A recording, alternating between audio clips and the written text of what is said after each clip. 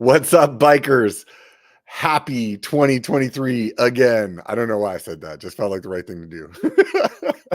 Anyways, it's episode 143. Today we have Cognitive MTB on. They are they're back east. So I was gonna say where they're from, but I'm gonna wait because I'll end up saying the wrong thing, and you know how that goes.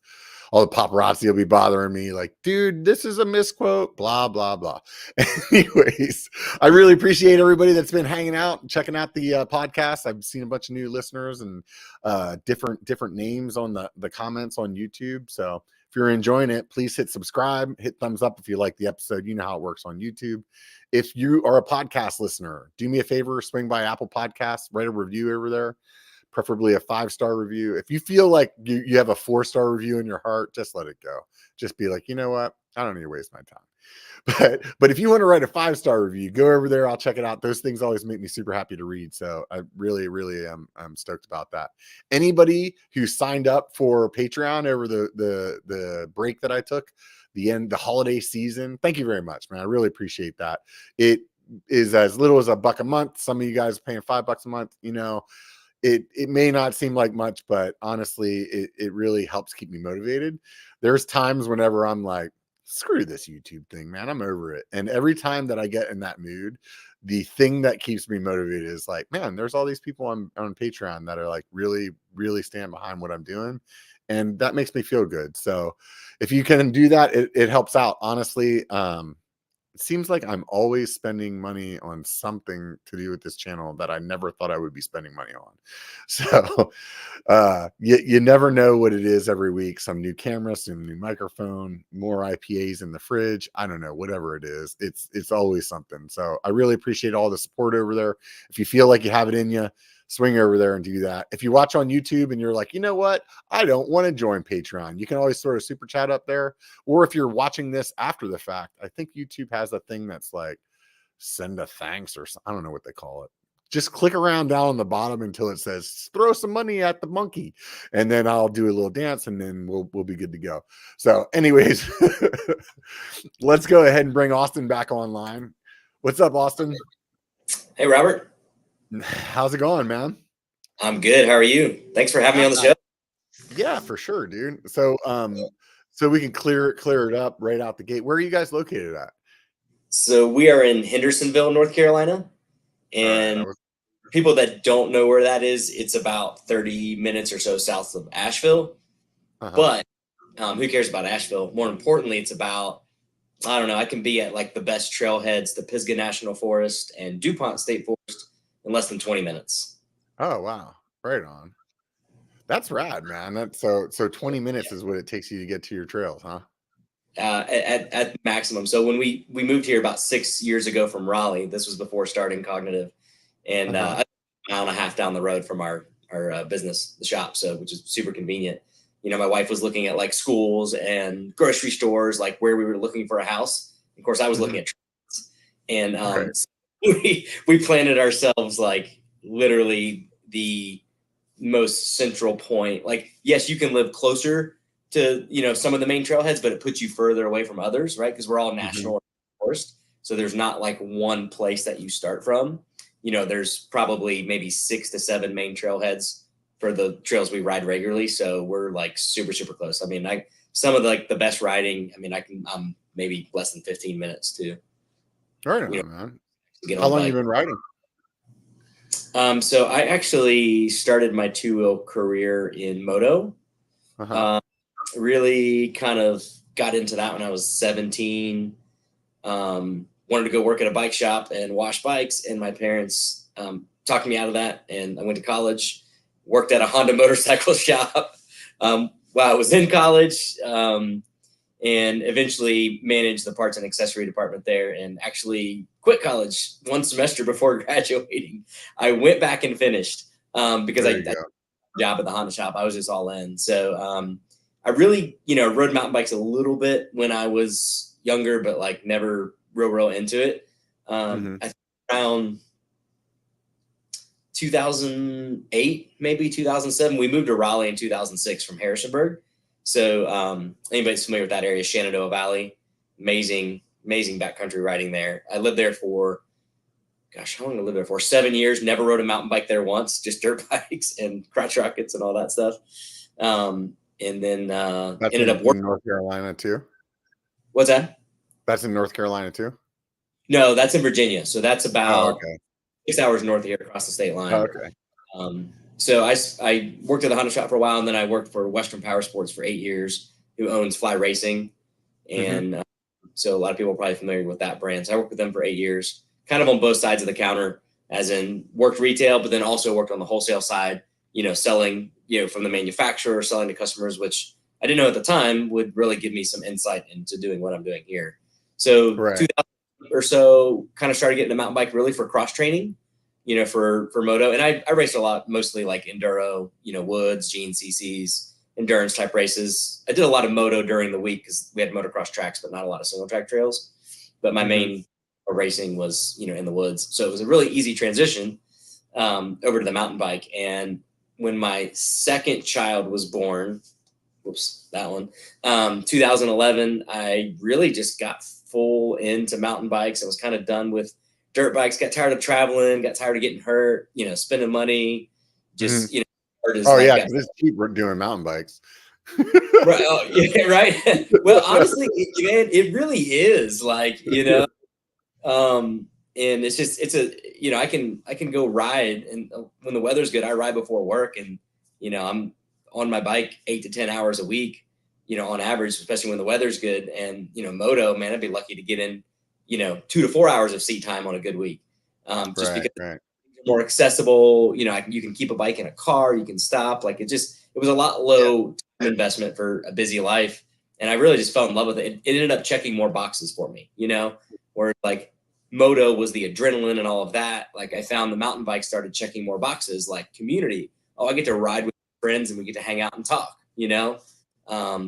there was just a lot more things in it, kind of, a little bit of that outdoor world, being in the mountains, being in the woods, and, got the adrenaline box check as well. So I eventually moto, I guess, however long ago, over 10 years ago, and been riding, pedaling ever since. Yeah. Sometimes I hear with moto guys, it's like an injury that gets them into mountain biking. Sometimes I hear it's just cross training and then they end up being like into it or whatever. But it's always interesting hearing why people make that leap from one to the other. So definitely cool there. What kind of bike you ride nowadays?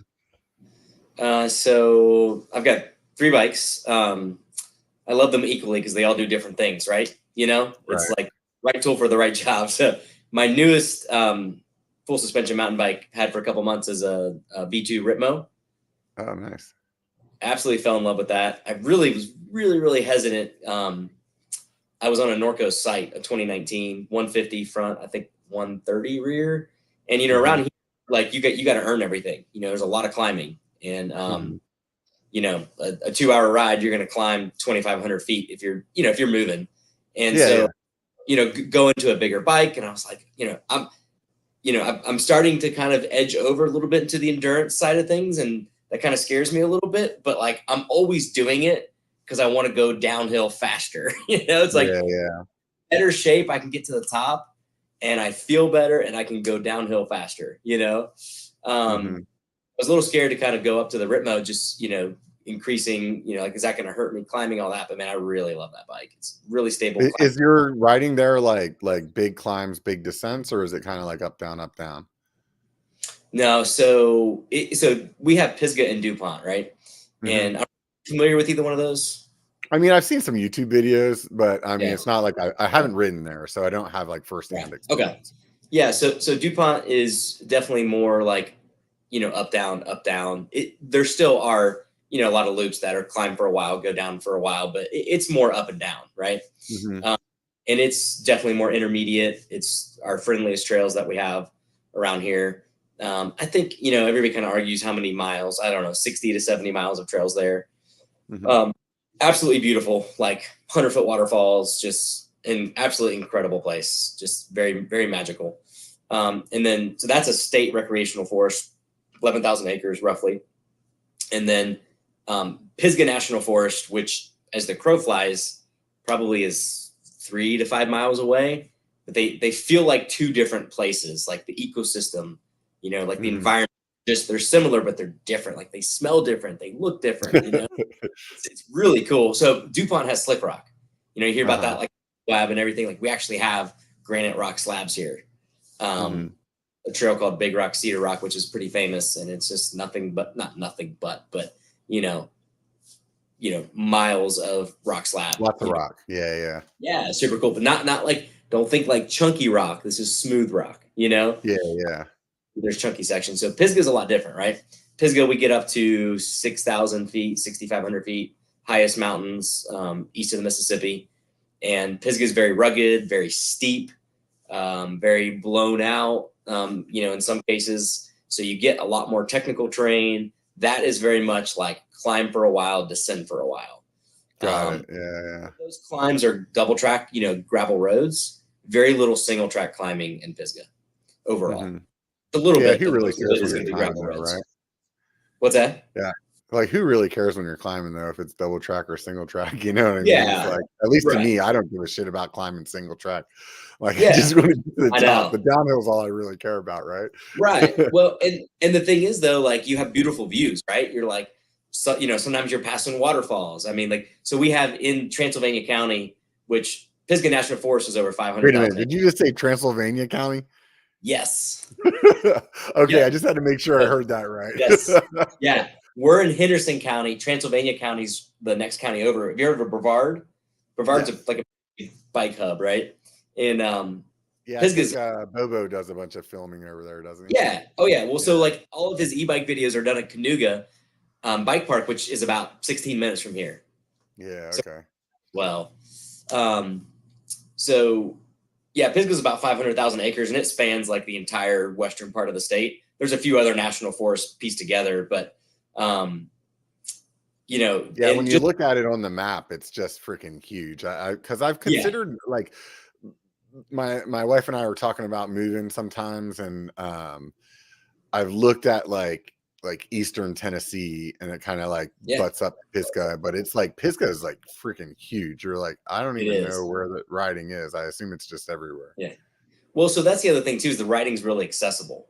Like I've learned that living here, and then I travel back to Harrisonburg, which they're working with a lot of even a private ski resort that is allowing the nonprofit volunteer trail club to build a trail system on the western slope of the ski resort, which is amazing. But you know, access is so important, and I've learned like our access is so, again, I can be to a trailhead 15, 20 minutes. So it's easy to fit into life, right? You can go before work, you can go after work and get an amazing ride in. Yeah, I'm like 30 minutes if it's zero traffic and like everything goes perfect. Like the realistic time is more like 45 minutes for me to get to a trail. So a lot of stuff where I'm trying to like just squeeze in like a fitness ride or something like that, it's, you know, usually on my road bike, and there's you know some good stuff around here that's close for that. But lately I've been doing this Zwift thing, man. It's just kicking my ass. So I didn't know that they had like a whole pain cave up in that joint, but apparently they do. Yeah. Well, it's funny you mentioned that. I rode my gravel bike late afternoon right after doing this, because I wanted to go, had my mountain bike in the van and had plans, and just we're doing a bunch of renovations here, and I was like, crap. So I just went home and hopped on the gravel bike and, you know, rode, you just, you know, and I mean, again, mountains, beautiful views. I mean, it's hard to not, you're on a bike. I'm pretty happy, you know? Yeah. Well, so you decided to move to where you're at now. Is that at the same time that you decided to start Cognitive, or was that like, did that come later? So I didn't move here to start Cognitive. I had wrote my business plan and kind of started getting my ideas together before moving here. Had consulted with like some small business group that like helps you look at your business plan, and in Raleigh before moving. But I started it once I moved here. I, you know, started working on things behind the scenes and launched it about 9 months after moving here. It was a super, super small, like literally would fit on this rack right here, you know, in the corner of the garage type of thing. It was not super small investment. Really, honestly, started with a really small vision, you know, have a job, all those things. But it didn't happen. It wasn't we didn't move here for that. I mean, I moved here for the trails, the lifestyle, getting out of the traffic in the city. You know, this is, you ask people, why do you move here? The mountains, of course, right? They're beautiful. Right. So for people that don't back, know it would have been impossible. Yeah, for people that don't know what cognitive is, could you give us a little like what is cognitive to you? Yeah. So we are a mountain bike apparel company. And you know, we started off as casual because that's easy, right? Anybody can screen print t-shirts. And we kind of started getting a little bit of a following and requests from our customers to kind of get into the performance category. And I kind of knew that from working with Fly Racing, and really didn't want to because I knew what it was going to take. And so I guess for about 3 years now, we've jumped, you know, head first into the performance side of things. So we are like a head to toe, you know, full on the bike, off the bike apparel company.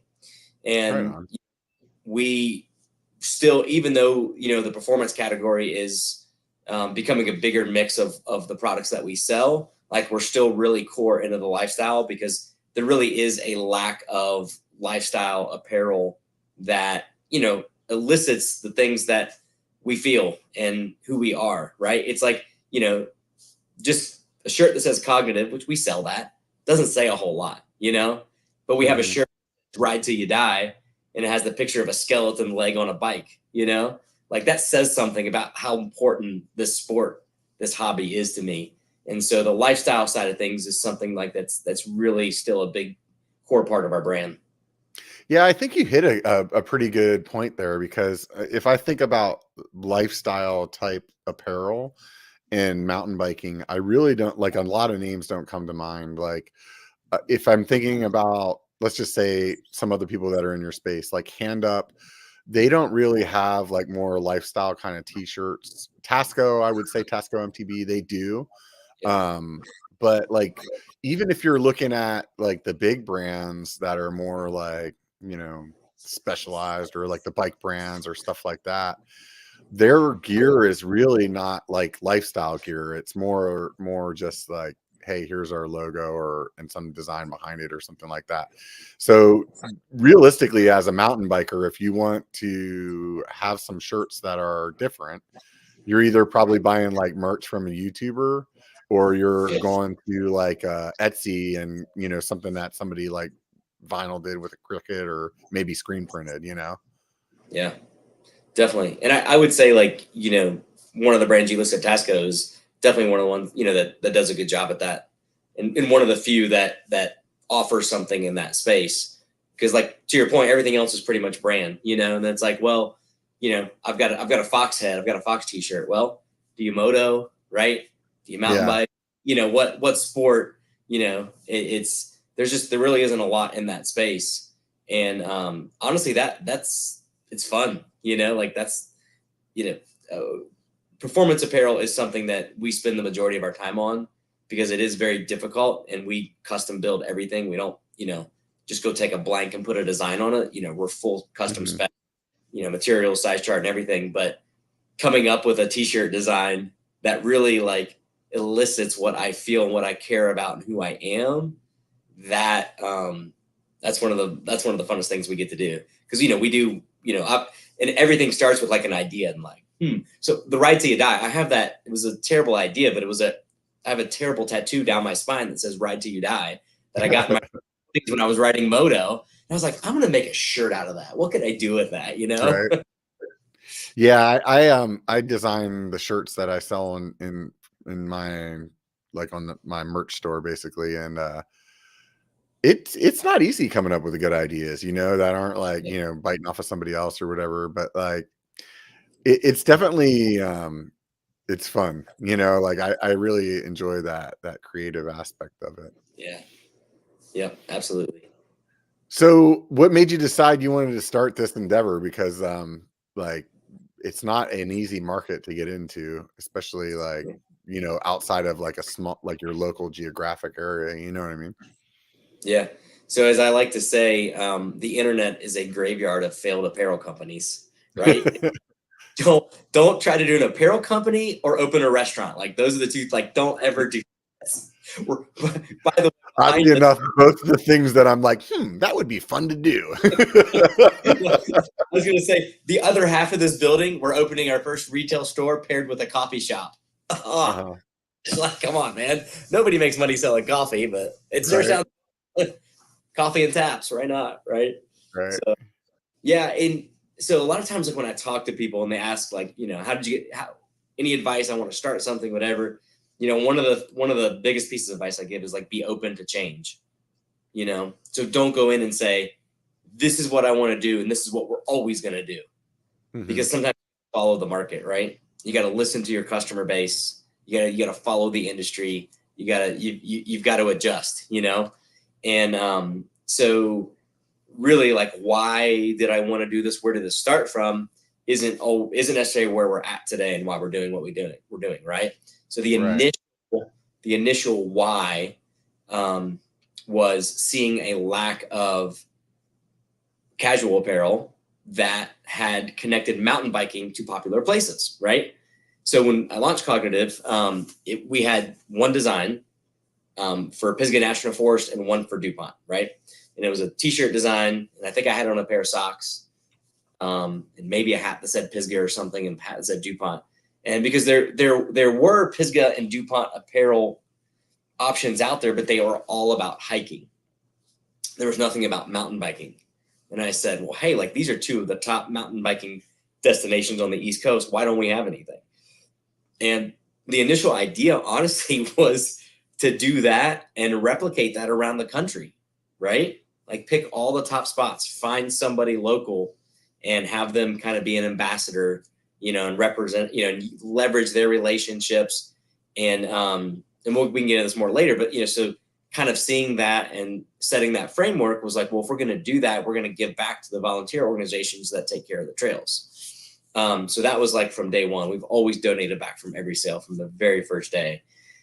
And anyway, so we started with that, kind of started adding some other things from, made some connections, Shenandoah Valley, Rocky Knob, which is a couple hours north of here. These are like well-known big areas.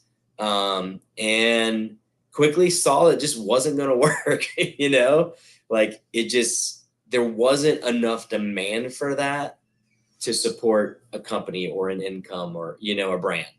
It just wasn't enough. And I guess too, like our, kind of started building a little bit of a following because we had a voice and a brand, and like people were kind of seeing something different about it, and like, okay, I identify with this brand. Like, they love to mountain bike. They're about community. They give back to the clubs that take care of the trails. And they were asking for, customers were asking for other designs. And so, all right, well, let's try it and see what happens. So we launched the Go Ride Your Bike, which is still one of our really popular designs, and a design called the Bare Necessities. And it was kind of like to test, right? Let's see what people say, will this sell? And then, of course, it was outselling the trail collections, quickly. And so once, kind of saw the light with that, it was like, okay, we kind of need to rethink, what I'm doing. I'm just, a one-man show, still working a full-time job, Right. So this April will be 3 years full-time in the business. So the first 2 years were, working another job. It was a cool. I know how it goes, dude. I've been doing YouTube for 5 years. I still haven't quit my job. So yeah. Well, funny story. I put in my notice, and then COVID hit in March. I put my notice in February. My notice COVID hit in March, and my company got scared about me leaving. I got scared about me leaving. And I was like, yeah, I'll stay on like another 6 weeks till the end of May. Well, then a month later in April, I got a phone call from like a manager up and Baxter from HR. I'm like, why is Baxter from HR? It must knows I'm quitting soon. And I got laid off. And like, right? April 16th, the day after tax day 2020. And I'm in my mind, I'm like, well, I'm targeted because I already put my resignation in, right? And and of course I'm talking to the guy and I'm like, I'm super happy. I don't have to work tomorrow, and you're going to pay me for 6 weeks. Like, I got a severance package, I'm like super happy. Well, it turns out like it was one of the biggest layoffs in the company's history. And like, I was probably Baxter from HR's best call of the day, because everybody else was like, I lost my job. And I'm like, sweet, I'm fired. Right. Paid for 6 weeks. Yeah. You just like totally lucked out because you're like, instead of me just quitting, you just gave me a severance package. Like Right. Exactly. you screwed up, Baxter. You didn't do any research, did you? I was like, yeah, this is just like another feather in the cap of like how corporate companies work, like you could have kept me on it. It cost you the same. Right. So, or cost them less at that point, probably. So. Yeah. Right. So as I kind of started getting the brand more, we started doing some jerseys, which I was using another company to make, which is something that we do now for other companies. And man, we just saw an opportunity to really do things better. Honestly, like, again, I ride a lot. I spend a lot of time on the saddle, every week, and started kind of connecting with other people that were very technically minded. Some friends that from Crankjoy that ran a review website. They're doing, bike reviews and gear reviews, and they're not doing as much nowadays, but they were very into gear. So it's like kind of found myself, had the right people around me, even started a mastermind group, and like, bouncing ideas and where do we take this, and like, talking about their business and our business. And, so at that point, maybe a year and a half in or so, decided, okay, let's make some technical apparel, and let's do it right. Let's go slow. Let's test. Let's do everything the right way. Of course, had no clue what we were doing. So, the school of hard knocks, right? Took 2 years to make a pair of shorts, lost thousands of dollars, fired a bunch of factories, but have an absolutely amazing product. It was worth it. We refused to settle, all those type of things. So, once we kind of saw that like there's an opportunity with the technical apparel, like, and then I was like, okay, I'm ready to take this risk. I'm ready to do that. And we're just going to figure it out. Like we are going to figure this out. And it's not knowing what to do. It's about being committed to figuring it out and doing it right. Because there was no handbook, there was no manual. I didn't have training. And then I guess it was about 2.5 years, Rachel, who's our brand development manager, came on with me. I had a couple part-time operations people came on full-time, and that really changed things because I had somebody to work with, and she had some experience in the outdoor world and was just really enthusiastic about the brand and our mission and vision. And, so kind of with the vehicle of apparel, we've used that to raise money for trail clubs. One of our kind of our overarching mission right now is ride bikes, build community, and a lot of things fall underneath that. So, it's back to like, failed apparel companies. It's man, it's scary. It's not about having it figured out. It's not about like, this is great. We're making so much money. I mean, it's hard, right? We're a very inventory heavy business.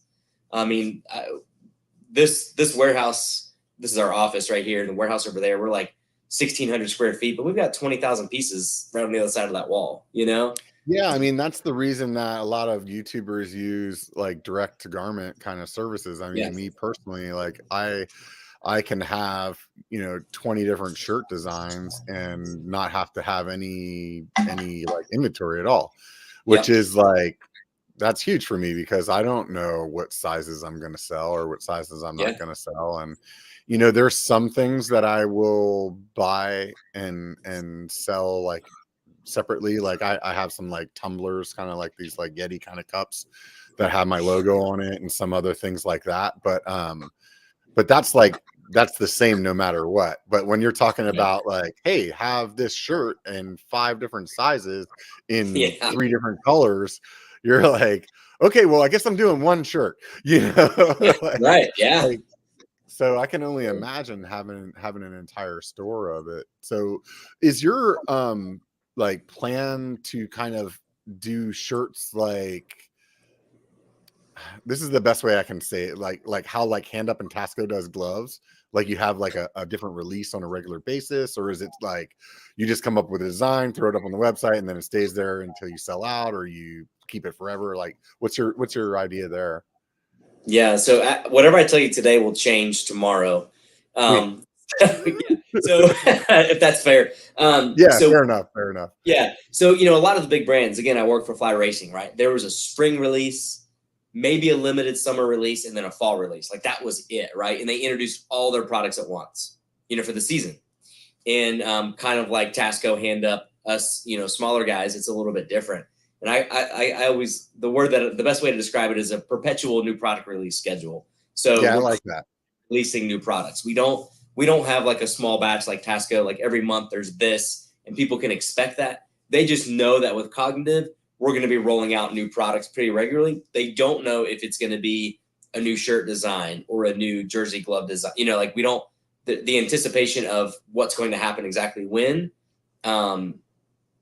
it's, we keep them guessing, not by design. That's how we operate, So like right now we kind of have our next 6 months planned out of exactly what's going to happen when, and it will be a mix of casual and performance apparel, getting ready to be released. So actually our new trail pant is getting better. Hopefully, if everything goes well, will be released towards the end of this month. So your new what? I'm sorry. For some reason, like it when I talk, it tends to cut you out for like a second before you're saying. Yeah, our new trail pant. So first time we've had trail pants. Oh, nice. Right on. Yeah. That's exciting. Yeah. And you know what, dude? I never thought that I would wear pants. Like I live in Northern California. It like if it gets lower than like 40 something, I'm just not riding. Like, like so for the most part, if you're wearing right. So like if you're wearing shorts with knee pads and long socks anyway, like you're almost wearing pants, right? And I think it was Hand Up. I think Hand Up sent me a pair of pants to just try. They're like, just try them. And I was like, yeah, whatever, man. And then I wore them, and all of a sudden I was like, I'm a pants guy. Right? Same.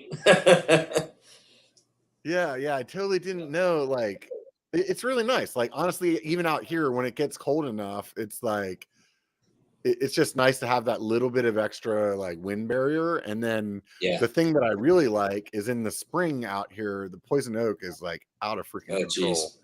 But it's still like cool enough that you can wear pants. So it's like another barrier between me and like that monster that's always trying to get me.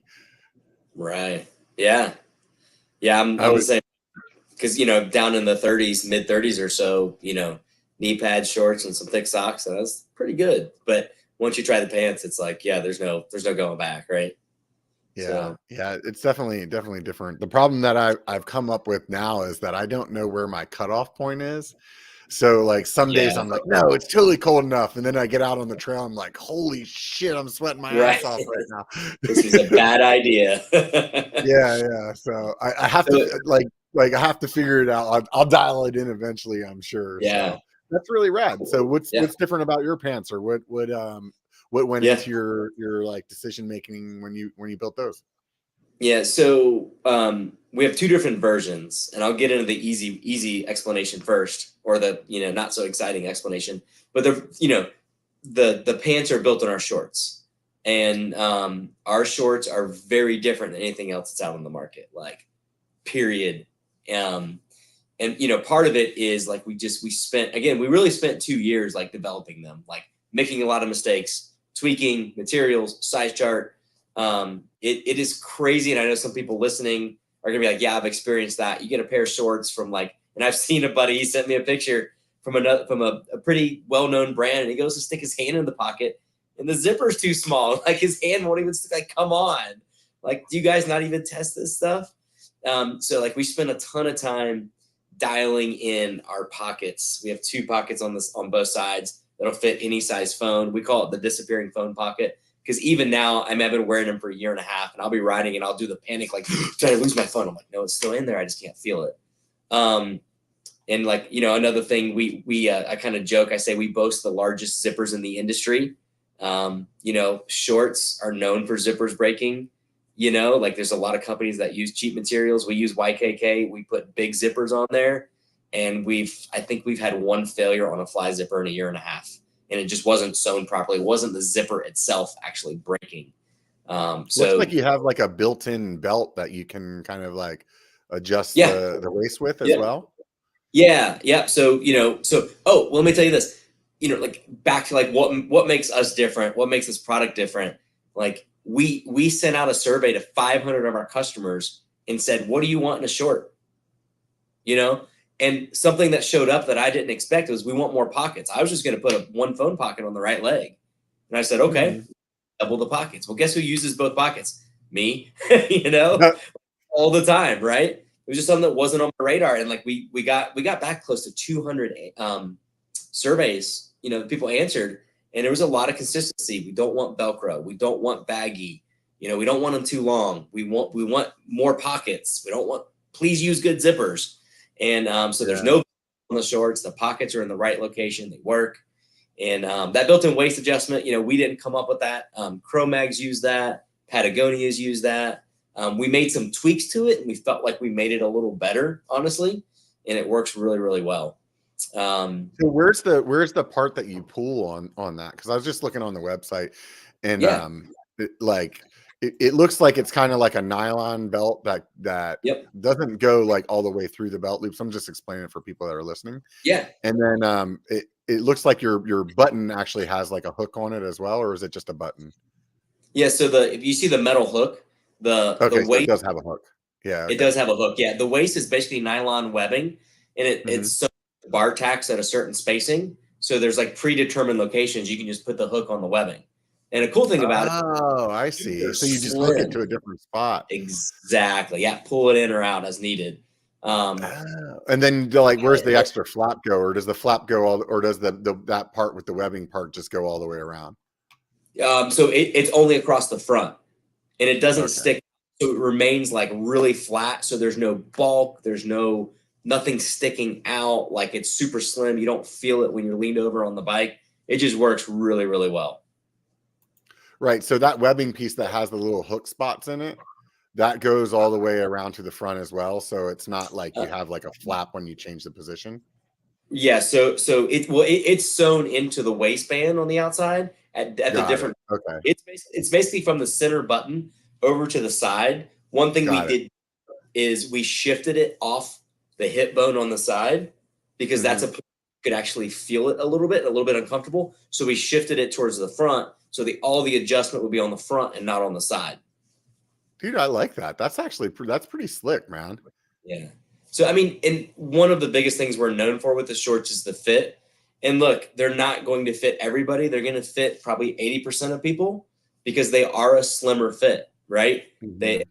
We call it a performance taper. The short itself is actually tapered. It doesn't have like that loose, big opening that a lot of shorts have. You can probably see that from some of the photos. So if you have a smaller waist and massive legs, it's probably not the right short for you, right? Because our legs are pretty tapered, but they run really true to size. We go up to 44, and they're actually, if you're in between sizes with us, you size down, and that's like recycling clothing, right? Interesting. Yeah. I'll have to try a set out, man. I'm always like into trying different shorts, just so people know. When I'm looking at the site, looks like they're about $100 a pair, so they're not on the cheap side, that's for sure. So yes, it's definitely what I've noticed though with this kind of equipment, it's like you honestly get what you pay for. Like every time that I look at a pair of $100 shorts, and I'm like, no, dude, because like at heart, I'm a cheap ass, right? Like I'll spend $350 on some part on my bike, not even think about it. Walk into Target, pick up a $10 hat, walk through the whole store with the damn thing, get to the register and be like, I don't need to spend that, So like, I get it with the short, but like when people are like, that's just too expensive. But every time that I've worn a pair of the expensive shorts, I recognize why they cost what they do. Like honestly, like the comfort level, the way that they fit when you're riding, like all of those things, like it's just it's worth it. It really is. I like, not to talk about another brand, but I know like when there's a pair of Tascos that are like, they're like parachute pants, the best way I can explain them. They're shorts. They're just so light though. You put them on, you feel like you're not even wearing them. They're grit though. You know what I Yeah. mean? And like Yep. when you're comparing that to, you know, I don't know what are hand up. They're probably like $40 or something, you know, or something. You Yeah, I know, think they're like that $40 to $60 price range. right. That's a big Yeah. difference, you know. Yeah. So And the I thing is, think, it's a nice short for the money, right? yeah, But yeah. you do everything that $100 pair of shorts does, and that's okay. Yeah. And you know, occasionally, you know, we get some people that kind of, man, $100 pair of shorts. You know, I'm like, hey, listen, $100 pair of shorts is not for everybody, and that's okay. If you ride as much as some of us do, you're going to see the value, right? And like one of the goals that we have is that our clothes disappear, like you don't feel them, right? Yeah. You want to focus on the experience. You want to be focused on, you know, the downhill, talking to your buddies, the view, the sounds, the smells. Like you don't want to be uncomfortable and moving. Like you shouldn't have to think about your clothing. That's our philosophy, you know, and that comes down to fit and feature and materials. Yeah, I really feel like it's one of those things that you just don't know like what the worth is until you have it. Like you could be Yeah. wearing the $40, like there's even guys that are like $40, I could get these shorts on Amazon for $10. That's what I wear. And it's like, Right. yeah, dude, you could wear those. Dude, like anybody can wear those. It's just like what's your palate, right? You Yeah, know, exactly. and I just think that once you wear the nicer stuff, like you get it. Like just because you wear it doesn't mean that you may still not be like, yep, I'm in, you know, and you're gonna go out and spend $500 on 5 new pairs. But at least be open-minded enough to like, oh, I recognize the difference because I think what you said a minute ago is about like kind of like forgetting that you're wearing it. I think that's the good way, like that's a great way to explain it, because there's just little things that may irritate you a little bit, but not enough that you're like, screw these shorts, I'm throwing them away, on the cheaper ones, where once you have the higher dollar ones, those things go away. Like you're like, you're not thinking about it at all. You know, like I would say like for instance, let's take hand up. They have a drawstring that like makes the size different, right? So if you're on the small side of that size, when you have that tied, that drawstring's like digging into your stomach the whole time. And maybe the way that the material bunches on the front is like, it's uncomfortable as well. So it's like, it's not something that's going to stop you from wearing the $40 shorts, you know, but it's something that whenever you put on the other ones like yours, that can just adjust to the size, and it like stays just as snug the whole time, then you're like, oh, I get it. Okay, this is cool. Like I can get a little, I can gain a little, I can lose a little, and this is gonna be cool. It's like before holiday and after holiday adjustment, you know? Right. Well, and like, you know, the thing is too, it also depends on the customer, right? It depends on what type. Look, if you're getting on your bike and you're spending an hour or 2 hours a week on it, you may not need $100 pair of shorts. But when you're spending, you know, a lot of hours in the saddle regularly and big rides, like those things really matter, you know? And I think there's also like a little bit of, you know, in every industry, it's like, you got to fit in, you know? And like, sometimes we'll go to a group ride or man, sorry, I don't have anything here. So I'm like, dude, I don't care, man. If you're happy and like, you're going to have a good ride and you're here, we're riding bikes. Awesome. That's all that matters, you know? And dude, I think everybody's at a different place. I know this guy, he's actually in the industry, and when he shows up to ride, you would think that he's like one of these like fentanyl crack addicts on the side of the road that just stole somebody's bike, because he's got like like he'll have like 510s on, but like old white like athletic socks and like gym shorts with a hole in it, and like you're like, what the fuck, dude? And then he shows up with this like $10,000 bike, and you're like, what the hell, man? You look like a homeless person. But then he gets on his bike and gets shreds, and he doesn't care about what he's wearing. So it's like, all right, well, I guess that is what it is. Oh man, it's so funny. Yeah, good stuff. So basically, you had this short design that you guys spent a lot of time. So then to turn that to pants, you just like, we made I'm them sure longer. it's not as easy as just make them longer, right? Oh my gosh, it honestly turned into a disaster. It should have been the easiest projects ever, and it turned into a complete shit show. So long story short, like we started sampling. We did some development, and like we had we looked at probably 6 to 8 other brands and, you know, did our homework and so asked a lot of questions, right? Figure out what people want. What's, you know, what does this need to be? What is somebody else not doing? And honestly, there wasn't a lot out there. One of the things that we kind of heard is like, I don't want a funky cuff on the bottom, you know, like just hem it, you know, because number one, it allows you to go to a local seamstress, whatever, sewing shop and get them adjusted because there's not a lot of options in height, right? Mountain bike companies don't make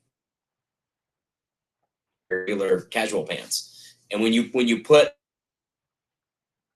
you're having a little bit of bandwidth problems, or maybe it's me. I'm not sure here. I'm going to ramble for a minute and see what happens. So, you were saying that basically they don't come, like the lengths is hard to get right. So it's not like when you're buying jeans, you get a 36, 34. It's kind of like you get a large. Yeah. Pretty much every company I've looked at, and I absolutely could be missing this somewhere, offers one inseam length, right? Which I understand why. But when they put a special cuff on the bottom, right? In other words, it's not like a regular double hem, you know, that your pants have, right? Double stitch line, hem. You can't do anything about it. You can't take it and get it adjusted because it's like a special tight cuff. It might be 2 inches big, whatever. So the first thing is we made it simple. We just put a double stitch with a regular hem on the bottom. We didn't need anything funky, right? So anyway, we did our development. We did some testing. We were super close. Did a little bit more testing, fine-tuned our size chart, and the factory completely screwed it up. Like I've never had this happen before. Like literally have never gotten this close to like having everything dialed. They at least were forthcoming about it and said, hey, I think we messed these up. We're going to send you some samples. And we basically got MC Hammer pants, like literally MC Hammer pants. So, you know, here I am talking about launching these the end of January. We were supposed to launch them the beginning of November. We got a lot of time and money into it. And, you know, it is what it is. So for some reason, man, they, you know, and we went through, I probably fired 5 to 6 factories. This was several years ago before working with this one to do our current guide shorts development. And working with them has been great. Product's amazing, communication, everything. For some reason, making them longer into pants just was not I don't know. There's no logical explanation of why it went sideways. So anyway. Yes, sometimes working. I mean, some of the products that I developed for my channel, I went through companies in China, and it's definitely interesting working with the language barrier and B, just like the way that they perceive what you're saying. Sometimes it's like, you're like, I sent you a picture exactly of what I wanted. Like I drew this in like Illustrator with like sizes. How did you screw this up? But it's, it happens, man. It definitely happens. Yeah. And that's, you know, that goes back to like, you know, we always sample. We don't rush things. We don't take chances. And, you know, we're pretty fortunate. We're like 3 years into like really making, you know, full custom apparel, and we're really stable. We've got 4 or 5 factories, probably three main factories that we work with, like 2 we work with almost on a daily basis, especially with our custom program. We're communicating every single day and we're stable. Like we have a great partnership. They're just everything about it's really good. You know, this particular factory, again, I don't, we got a great relationship. Our shorts are phenomenal. I don't know what happened. I don't have a good explanation. I really don't. Yeah. And we go back to the sounds like you got it worked out though. We did. Yeah, exactly. So long story short, what's different about our pants? I mean, kind of all the features we talked about in the shorts are in the pants, right? So one thing that we did completely different, and I don't know if this is a terrible idea or a great idea, but I don't know if you're familiar with Michael McQueen, Pisgah Podcast. They do local. So I worked with him. He's been in the industry and involved in a lot of different stuff, and he is like 6'8", really thin, and I swear he's got legs that go all the way up to the sky. And he can't find a pant that fits him, right? Inseam wise, like no. I mean, we looked at a bunch. Nobody was even close. I mean, they were like inches off of where they needed to be. And he's like, man, I'm telling you, there's an opportunity for taller riders. So we did, you know, again, a lot of asking the right questions and getting feedback. And so with this new guide trail pant, we're going to be offering a standard inseam version. We're going to be offering an uncut with a 39-inch inseam. Oh, So wow. Right on. taller riders, finally, there's not a single pant in the industry right now to fit anybody with anything over a 34-inch inseam. You'll be able to buy that pant, take it to a local sewing shop, and have it hemmed to be the perfect height for you. Yeah, I'm gonna tell you right now that market that you're talking about, the same market is there for big guys. I definitely have, like, I'm a bigger dude, but um my waist, fortunately for me, my waist isn't really that big, like where I Right. carry my weights all like in the middle. And but I have a lot of guys that follow my channel because I'm a bigger guy, right? Yeah. And they ask Yeah. me consistently all the time, like, what shorts are you wearing, what like Right. shirt are you wearing, like, where do you get this stuff from? And I feel bad because a lot of times I what I tell them is like, look, I'm wearing, you know, this brand, this brand, this brand, but I'm wearing like a 36 or a 38, you know, where a lot of guys that weigh, you know, 250, 260 pounds, they're not wearing that waist, Right. you know, Yeah. and Yeah. because I'm pretty tall too. I mean, I'm 6'2" as well. And you know, Yeah. you don't see that on the channel, you know, it's not as easy to see unless I'm like standing next to Seth or something, but Right. then I look like an ogre. But Yeah. that same market is there with the bigger guys. It's just that, like, I know when I've talked to other people in your industry, it's always like, man, it's so much more cost for those sizes. Like, you can't keep your cost the same. And I can tell you, like, even if you had like the fat guy style, you know, of short, and that was it, and it was only that one that you carried, if it was a good short, you know, I think that there would be a lot of people that would be interested in those larger sizes Yeah. as well that way. Well, you know, it's funny you mentioned that. Something cool that happened today. So we offer all of our jerseys up to 3X, and our men's shorts and pants will go up to size 44. So like that's something we've already found that's been accommodating larger riders, because we've been offering the shorts for a little over a year since we introduced them. And you know, I had some buddies that, like, honestly, we didn't do a lot of size testing on bigger riders. It was mostly in that, you know, 30 to 36 range. And I'm like keeping my fingers crossed. And I got a couple buddies, one's a 42, one's a 44. And I'm like, please, please. And they were blown away. Like finally something fits me. Yeah.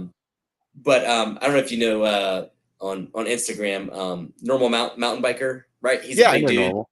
Yeah. Yeah. I've had him on the And show. so I've ridden with him a few times. yeah. So he had a video out. I guess it was a video today about after holidays, and like he couldn't get his shorts buttoned right, wearing small clothes. Well, somebody commented on it and tagged us and was like, man, you got to try Cognitive MTB. Like, their 42s fit me amazing. Thanks for, you know, something about making for bigger riders, you know? So that was like super cool. You know, I mean, I've gotten that feedback directly from people, but like to recognize, even though like Normal wasn't like saying he didn't have a short that fit, he was being funny, you know, but it was like somebody saying, hey man, I'm a big guy and these shorts actually fit me, you know? Yeah, no, that's super rad that you go up to those sizes. So it's definitely I will keep that in mind when people hit me up, because it's definitely something that a lot of guys struggle with, you know. And I think it's Yeah. like when you're on those like shoulder sizes, whether it's the tall and skinny, or the, you know, the bigger waist, or like whatever they are, like my wife, she's super tall, so for her to get like pants that are long enough for her legs, usually their waist is like huge, and it's like, well, she's not big that way, she's just long. You know what I mean? Right. So it's like, Right. Speak that way. yeah, you know, so it's like, you know, if she orders like something medium that'll fit her waist, then it's like, and they're knee high, you know. Like, Right. so It's, yeah, man, I yeah. tell you, like clothing, you know, like it's tough, man. It is hard to like accommodate, you know, and fit everybody. And like the thing about us is we're always tweaking, because we call a direct feedback loop. Like we actually, you know, we talked about jersey sizing in a new size chart. We, again, this fall, I guess it was like late summer, early fall. Guess what we did? We grabbed our like top 500 customers by how many orders, not dollar volume, but if they've ordered over 5 times or whatever, you know, clearly they like our brand, they've got our products, and we sent out a survey and asked questions like, if you've got our jerseys, we love to know, you know, what can we improve on, and that's kind of where a lot of our development comes from. And so our newest jersey size chart will I guess the product launch, like the first product that will be in that will be towards the end of February. And we went back and we tweaked both the men's and the women's again and made some adjustments and feedback that, came from our customers. And So I want to ask you about that. So to be transparent for the listeners, he sent me a pair of gloves and a shirt and a jersey before the show so that I could try that out. And the jersey, first of all, I told him 2X. That's pretty much like what I wear in most t-shirts, but every once in a while, like one brand's 2X could be like, I'm all of a sudden like a fat guy in a little jacket, like the 2X came like, it definitely fits true to size. So like, if you're a 2X guy or like, you're like, I feel like if you get the big size right, you're definitely going to get the smaller size right. So I really like it. It definitely fit well, like all in the way that I would expect it for that size. And the thing that I liked the most was the length, and B, the back has like an arc to the back, which is like really big for me. I'm a little bit taller in my body than I am in my legs. And all of my friends get to stare at my ass crack if they're behind me on any given ride. So I tested that out, and even like fully like in the pain cave on the gravel bike, bent over, the ass crack still wasn't out. So like you got the length right too. So good job there. Your friends can thank me later. Yeah. The funniest thing is like I have a tattoo like on the higher side of my ass that says your name, like your name. So it's just like really like it makes me giggle because whenever my friends are following me, that's what they have to look at. Like that's motivation to train, right? Right? Get faster than Robert. Exactly. Well, and part of the reason why I sent you the one that I did was so we don't have stock of that new size chart. We have orders in with our factory that will be here next month for our first launch of our spring line. And we went back and we made some adjustments because we found that really kind of when you got to like the upper end of large or into extra large, they were fitting small, And so we took our time, we did our homework, we did a lot of test fitting. And, so when that new, everything will be going to that new fit. We feel like we're really dialed and really in line, and I'm really excited to be past that project because we've wanted to do it for a while, and we kept pushing it back and been busy and all these other things, and we did it. And I'm really stoked to get that out there. So this is what I want to ask. So that, like, if I remember from looking at your website, those are around $100. How much is that shirt? So the jersey I sent you in the Pro Mesh Plus material, short sleeve, $59.95. So our $60. I'm sorry. Yeah, I was way off. No, you're good. Yeah. So we're $59.95 to $79.95 for a jersey. We offer 4 different materials, and sleeve length makes a difference too. So that kind of gives you. So what are the materials that you offer? Yep. So we have one material called Rev Pro. We don't offer a lot in that because that's more of like our cooler weather material. It's just a little bit thicker, a little bit less ventilation holes. And then we have kind of, hate to do the old, good, better, best, because really our materials are awesome. You've got to experience the Pro Mesh Plus. So Pro Mesh Plus is kind of like our best all around, does everything really well. The next one up from that, which is a pretty nominal price jump. It's like $3 to $4 a jersey retail. That one's called Midi Pro, and that one's a little bit lighter weight and more stretch to it. It's actually got some spandex content in it. So it gives more, a little bit lighter weight, a little bit more ventilation. And then our most expensive material we introduced, I guess it was late summer, and that's called Ion Pro. And that stuff is amazing. It is first off 100% recycled. It's a combination of polyester, which you find pretty much in every, sublimated jersey. Again, a little bit of spandex, so it gives a stretch, but it also has a 6% silver ion content. And that's where the name Ion Pro comes in. The 6% silver ion does a couple things. Most importantly, is it's antibacterial, antimicrobial. Done a ton of testing with it. It just doesn't stink. It's amazing. Like I've literally like sweat in it.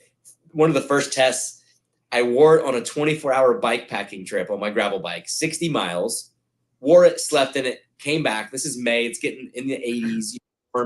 balled it up with sweat, threw it in the back of the Cognitive van, and left it there for 4 days, and then brought it into the shop and was like, "Hey, smell this." And it like had it had like the most faint smell of like, well, it's not fresh, but it doesn't stink. Like it really works. It's pretty amazing. Wow, so what's the difference in price between like those different ones? So Yeah, was 60 so like the bottom one, or was the yep. So like on a short sleeve jersey to go from standard $59.95 to the recycled Ion Pro is $10. You jump to $69.95. So hard is selling online. Sometimes it's hard to communicate that to our customers, right? Like you can't, if you're in front of me at an event or we're opening a retail store here, you know, when you can see that fabric and you can feel it and we can tell you about it, it's really easy to justify that $10, and it's really hard to tell those stories online, you know? We feel like we do a fairly good job at it, but it's just, I don't care who you are, it's just difficult.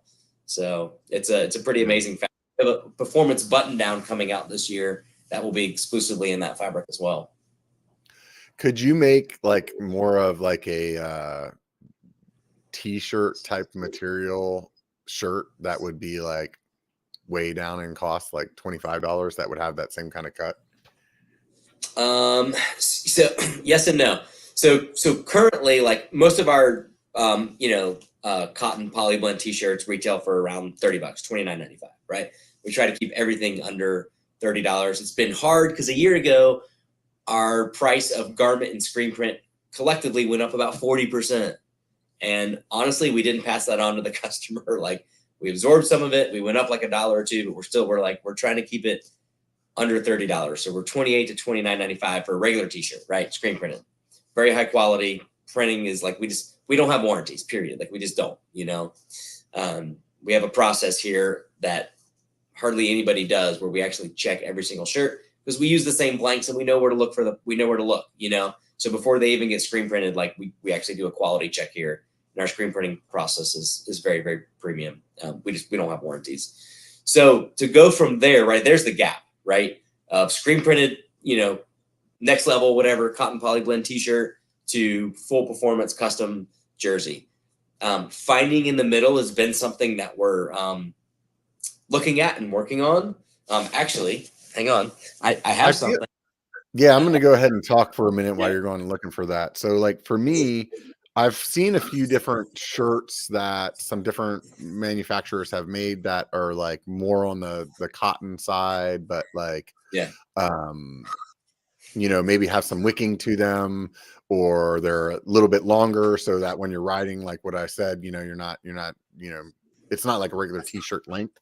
And those have been nice, but it's like, why can't you just like go to the vendor and say like, look, use this, you know, polyester cotton blend or whatever, this tri-blend kind of shirt, and just cut it in this pattern for me so that you have that little bit of extra length on the back or whatever. And then you can put the lifestyle kind of like stuff on it. So it's like you wear it maybe on the ride and you know it's not a $60 jersey, but it at least like works well. And then after the fact, when you're hanging out at the pizza shop, you still feel like you have a like cool t-shirt on, you know? And that's the thing that I haven't seen from anybody yet. That's like, if you could do that at like the $30 mark, like for me, I really feel like that's where you would hit a lot of people, because it's like in that price range that's reasonable for what you would like instead of wearing your Fox t-shirt when you're riding, you would just wear this, you know, this other t-shirt that's actually like maybe, you know, set up a little bit better for riding. You know what I mean? Yeah. So I just, there's not much to show here, but like I've got a stack of like half a dozen different shirts that we're like experimenting with. You can kind of see the airiness of that fabric. So there's a really good answer as to why that's so difficult. And that's something I've been working with my factory on and kind of pushing them of like, hey, we need to bridge that gap. Right. And let's call that a tech tee. I mean, that's an easy name. Yeah, that sounds good. Yeah. And, you know, a lot of companies offer that. And you'll see a lot of companies like we talked about Tasco. Tasco has their, I think they want to call it, I think it's called the Sessions tee maybe. But I think that's what he calls it. Yeah. And he's changed it. Like he was using different t-shirts through different time with those. And I think, Yeah. you know, ultimately he's definitely like I feel like he's still on the high side of what I'm talking about. And it's Yeah. also like True. still a t-shirt. It's not like Right. take that Yep. jersey design and Yep. like just make it in a short sleeve, like Yep. so that you have that longer back on it, or you Yeah. know what I mean? It's just fitted Yeah. better for riding, you know? Yeah, exactly. And so like a lot of tech tees are made from dry release, which is an actual brand. Dry release basically is 85% polyester, 15% content, and it has some special properties. It's not just, you know, polyester can be anything, right? It can be like your grandma's favorite, you know, going out shirt, or it can be a performance cycling apparel piece, you know. Not all polyester is created equal. But that's typically what you find in most tech tees. Darko makes them, Box makes them, and it's just a t-shirt with a screen printed logo, right? If it's got cotton, it can still be screen printed on. It can't be sublimated though, because it has cotton. So here's the challenge. Here's why we can't do that. So to offer that product, we would have to dye thousands of yards of the fabric, because you can't sublimate anything that has cotton. It has to be a full polyester or, you know, a synthetic material, right? You can't sublimate anything if it's got cotton in it. So the problem is then you're stuck on colors, right? So yes, I could probably go to my factory and find, you know, work with them, go to the mill and find a good, you know, kind of lightweight t-shirt material. And we could take that and we could cut it to be just like our jerseys. But the problem is from the mill, you're going to get an undyed fabric and we'd have to dye it. And the minimums to dye fabric are extremely high. And that's the beauty of sublimation, right? You know, a good example. So I'm just gonna your internet's cutting out for just a second here, so I'm gonna yak for a second. So I think, correct me if I'm wrong, I think sublimation, for those of you that aren't in the industry, is just the ability to print on the whole thing. So you could get like if you go to my merch store, I have like a little drawstring bag, and that's a sublimate bag. So the way it comes from the factory is it's actually a white bag. The whole thing's white. But I can make a design that's bright green and yellow and black and all kinds of stuff on it, and they just print the whole thing. And as far as it looks to you, it looks like that's how the fabric came. Correct, Austin? That is exactly right. And that's like when you look at your jerseys, they're typically white on the inside because that's not been printed on, right? And you know, if you're familiar with screen printing, right? It's more expensive when you add colors. Sublimation doesn't matter because, you know, we can print a full black jersey or 1,000 colors on a jersey. It's going to cost the same because it's a digital file. So the issue is, if I go to sublimation, number one, I'm typically going to use more expensive materials, right? Because I'm going to be into performance materials because it's not going to have cotton in it. But I've also got to pay for the sublimation process. So it's like it instantly kicks us into that jersey price range. So the factory sent me a few samples to kind of check out, and I haven't gotten pricing yet, but we're trying to see if we can somehow bridge that gap by still using a sublimated product. We're not going to be $30, but maybe we could be $39.95, you know, and find something that's not as techy as our jerseys, but still very appropriate for the trail and has more of like a t-shirt feel. And that's the challenge too, right? Is like getting something that doesn't look and feel like a jersey that's sublimated, right? That is kind of difficult. So what's interesting, this material here, you guys probably can't see it, but like it actually, like, it almost reminds me, it's fairly, you know, ventilated and very thin, but when you look at it, it almost looks like a polo shirt, like the way the material is woven. It's got this really tight woven pattern. It's fully sublimated. But it's just, man, what you're saying is something that I've constantly like trying to figure out, how do we get there? You know, if we, I feel like there's a huge market there because like, this is the way I see it. When you go out and ride, like for the most part, unless you're buying a jersey, right? Like there's not a lot of like, let's just say tech tees, right? That aren't like a brand's name. There's not like a tech tee that's like ride till you die or like go biking every day, or you know what I mean? Yeah. And to me, that type of t-shirt, or frankly, just a regular screen printed t-shirt, is what I see most people riding in.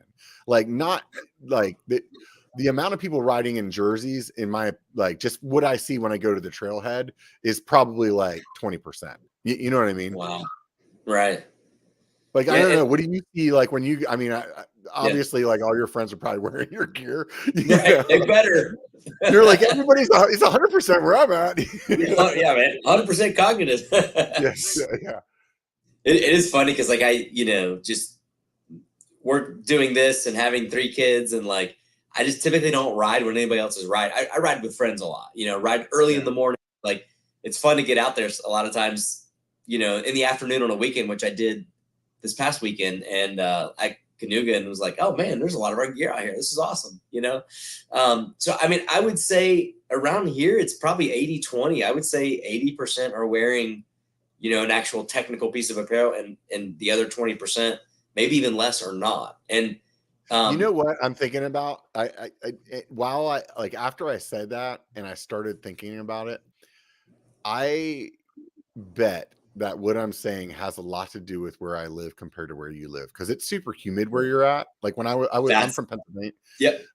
I'm from That's Pennsylvania. where I was going.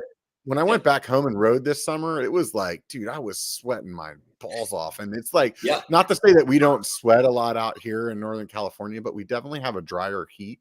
And I wonder if that's why you'll see a lot more people just wearing like more casual kind of stuff. But like even at what I was saying is like, and maybe some of what I'm saying is like they'll go to Old Navy and buy like a wicking t-shirt there. Yeah. Because it's like, $8 or something like that instead of spending like 60. So I'll see a lot of people in like wicking shirts, but not necessarily a lot of people in jerseys. Cycling brands. Yeah. You know what I mean?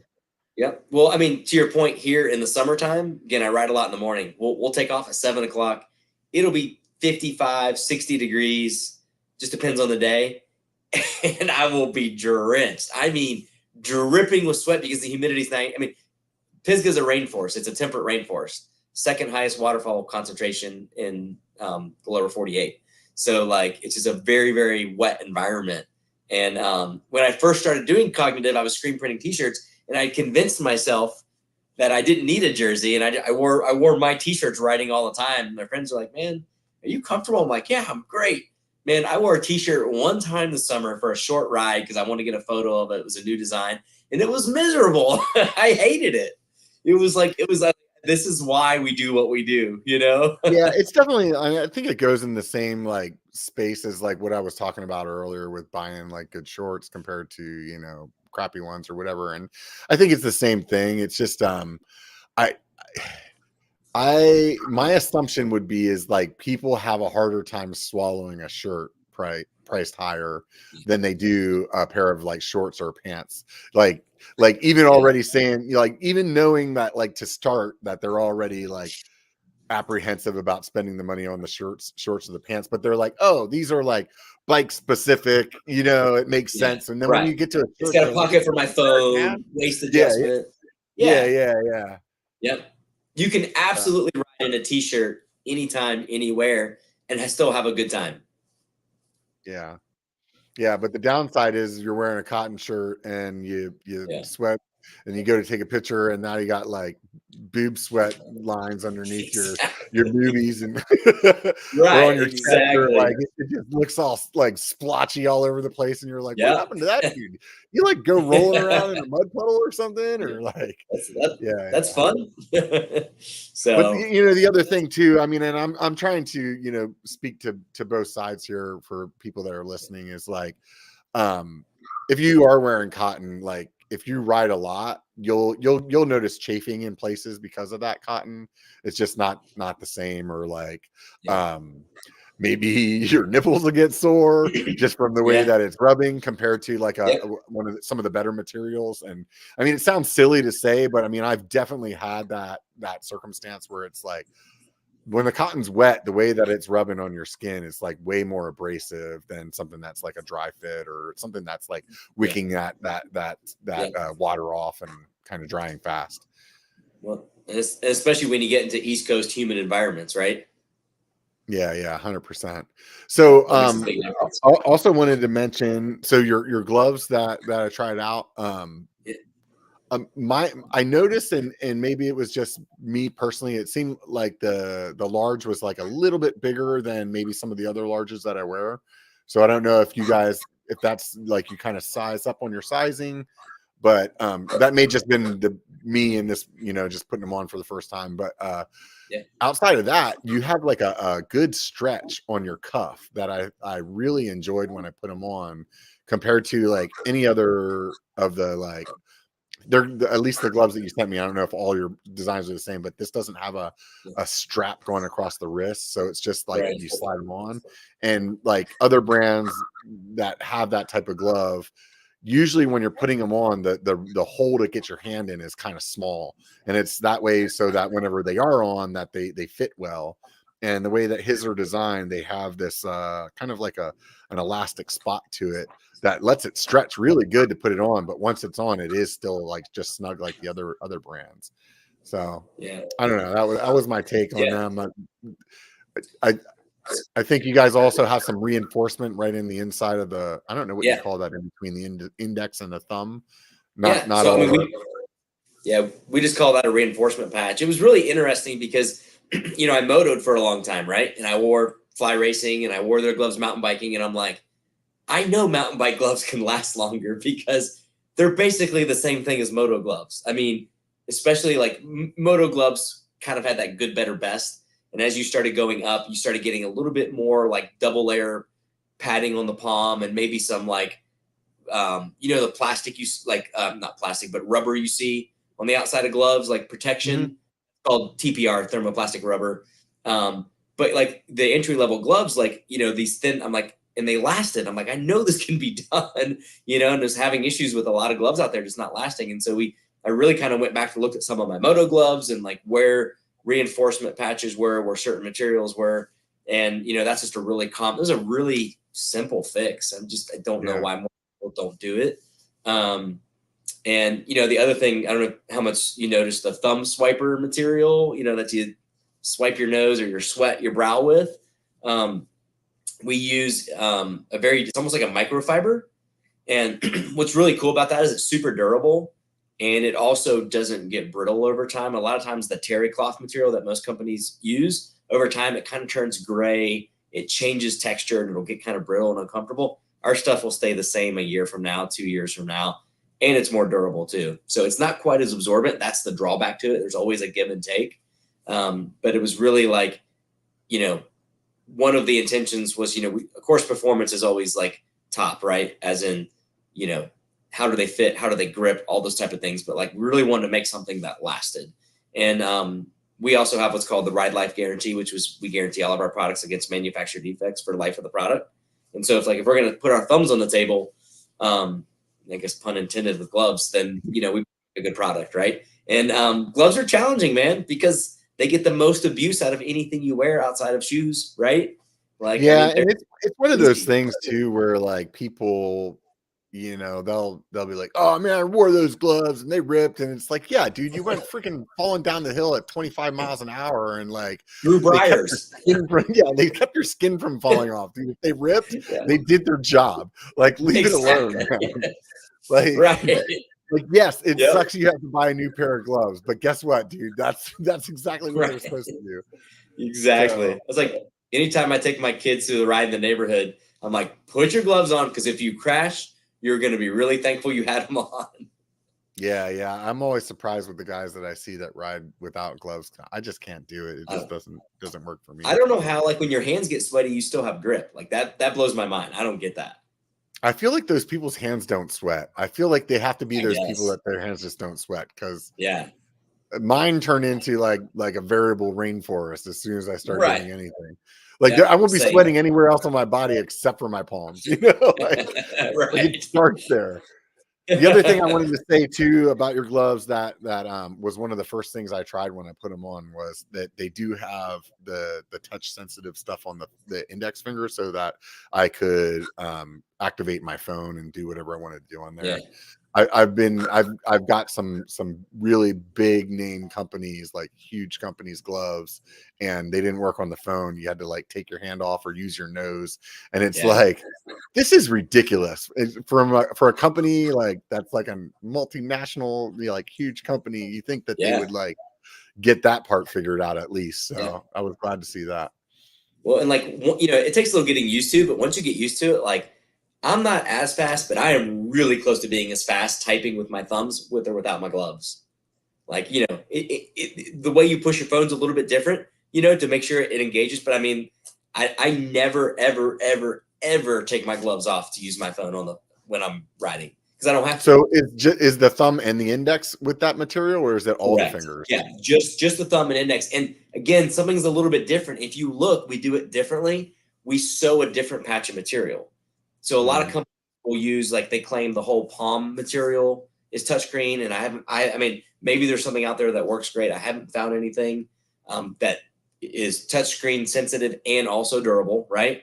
Or they'll use like the silver, right? You see like little silver touchscreen fibers in there, and those don't work very good. This is like, if you look at the thumb and the index finger, it's a patch. You'll see a sew line. Yeah. No, I could tell it was a different piece of material. Yeah. And it works. Wet, dry, doesn't matter. It never changes. It doesn't degrade over time. It's not something that'll, not quit working a year from now. Like, it'll always work. So I don't know how it works. I hate to tell you, but I keep the magic in the box. We tested, it works. We've kept it and not changing it, Yeah, 100%. So along your journey here, you're doing your thing, and how'd you end up getting hooked up with Seth?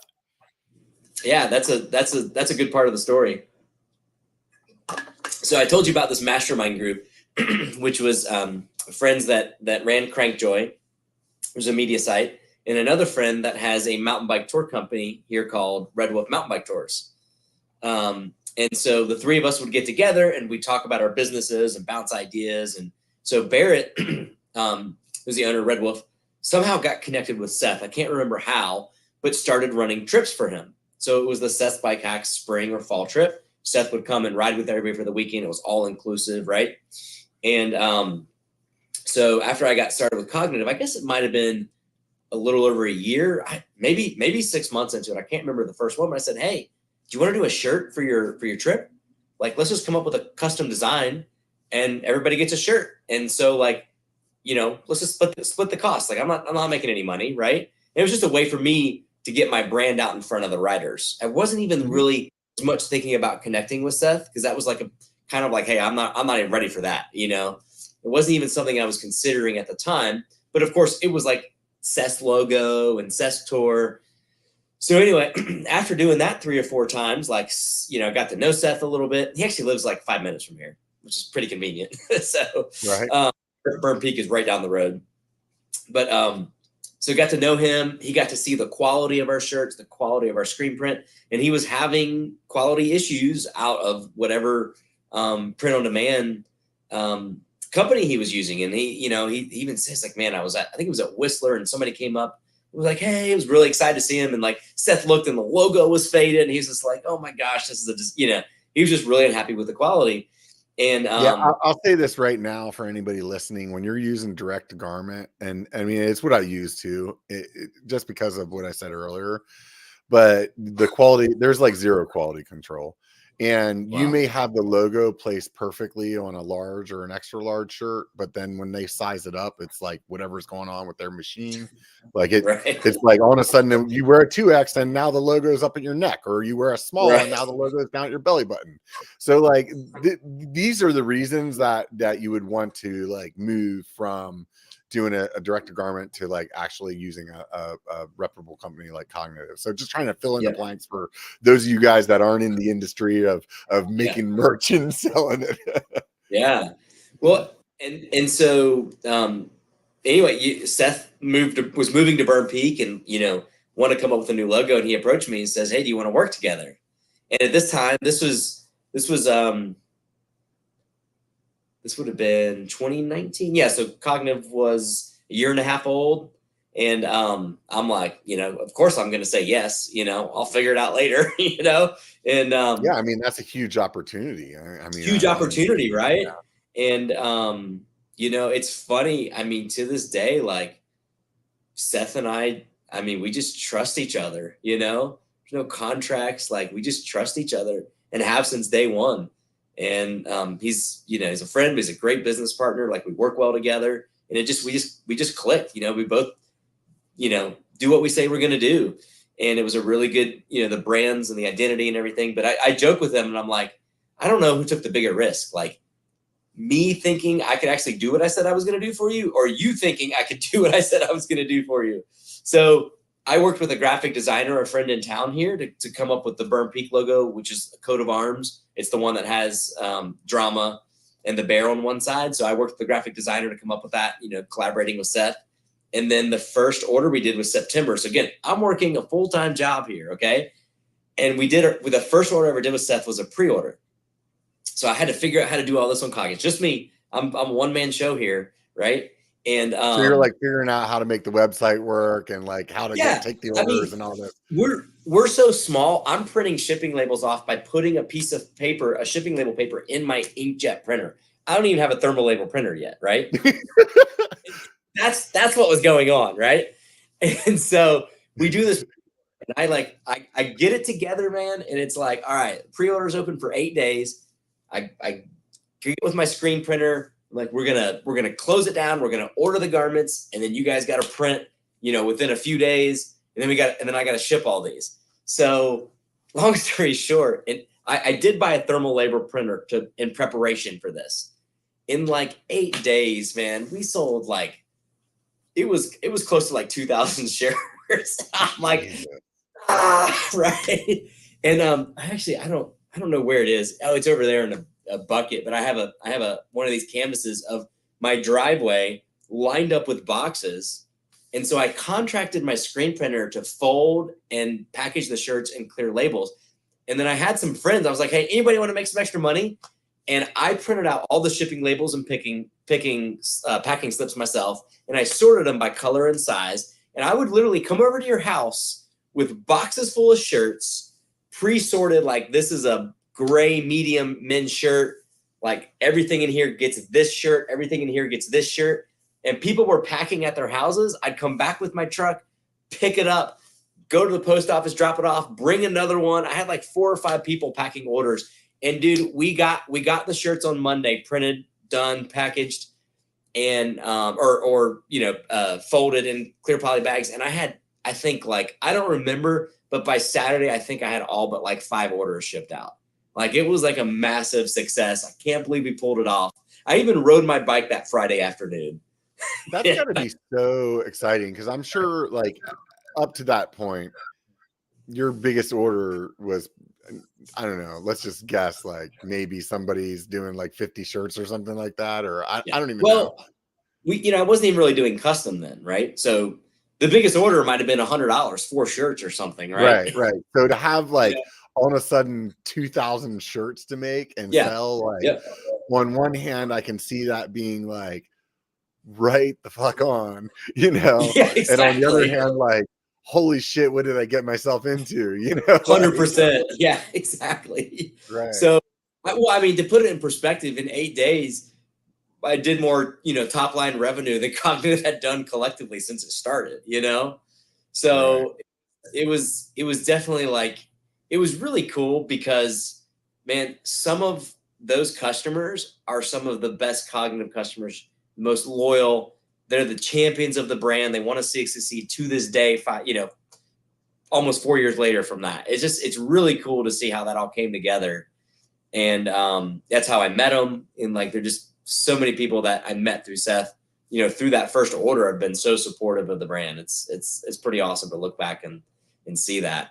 So I want to tell you, like, honestly, as a person that had no clue who you were other than seeing Seth talk about his merch on his channel, like I could definitely tell that when that change was made in the quality of, because Seth's always wearing his stuff, the quality of like what the merch was, and like how good the gloves were, for example, and like how good the jersey looked, and like the way that the designs were. Like it was definitely you for me, like as another YouTuber, like looking at his merchandise, it was like, man, there's definitely like there's a level of like professionalism that's coming along with this merch that is way different than like what I'm offering my people. So like it was something like, wow, this looks really good. So you've done an excellent job of doing that. And I guess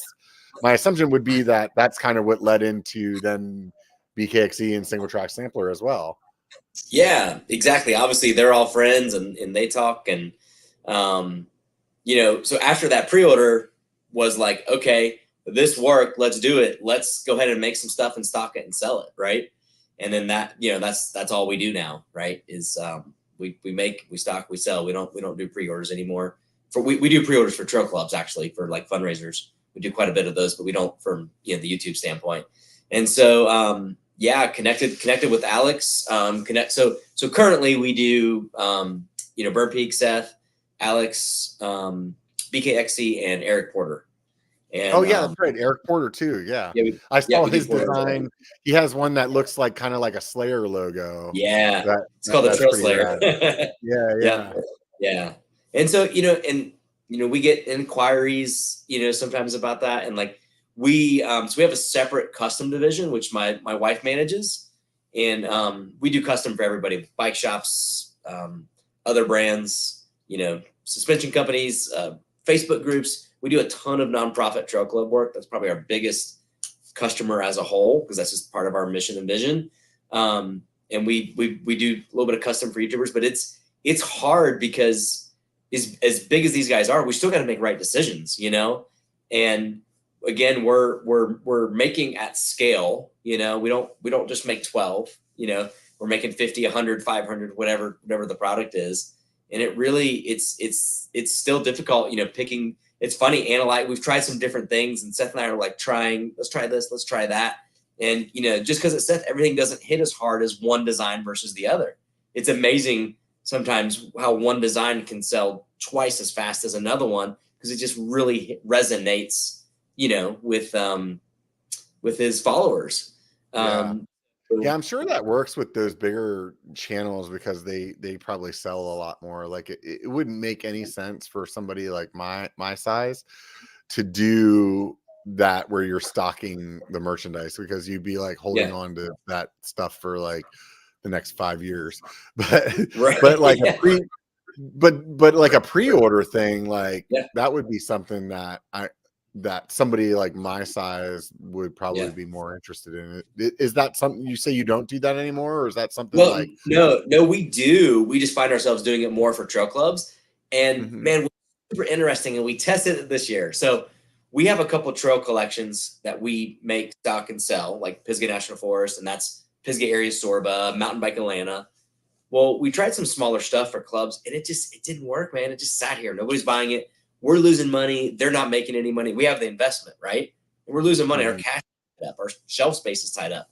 So we had made a commitment to a trail club that we were going to stop making stock a collection for them. And I wanted to back out of it, because I realized we were going to lose money.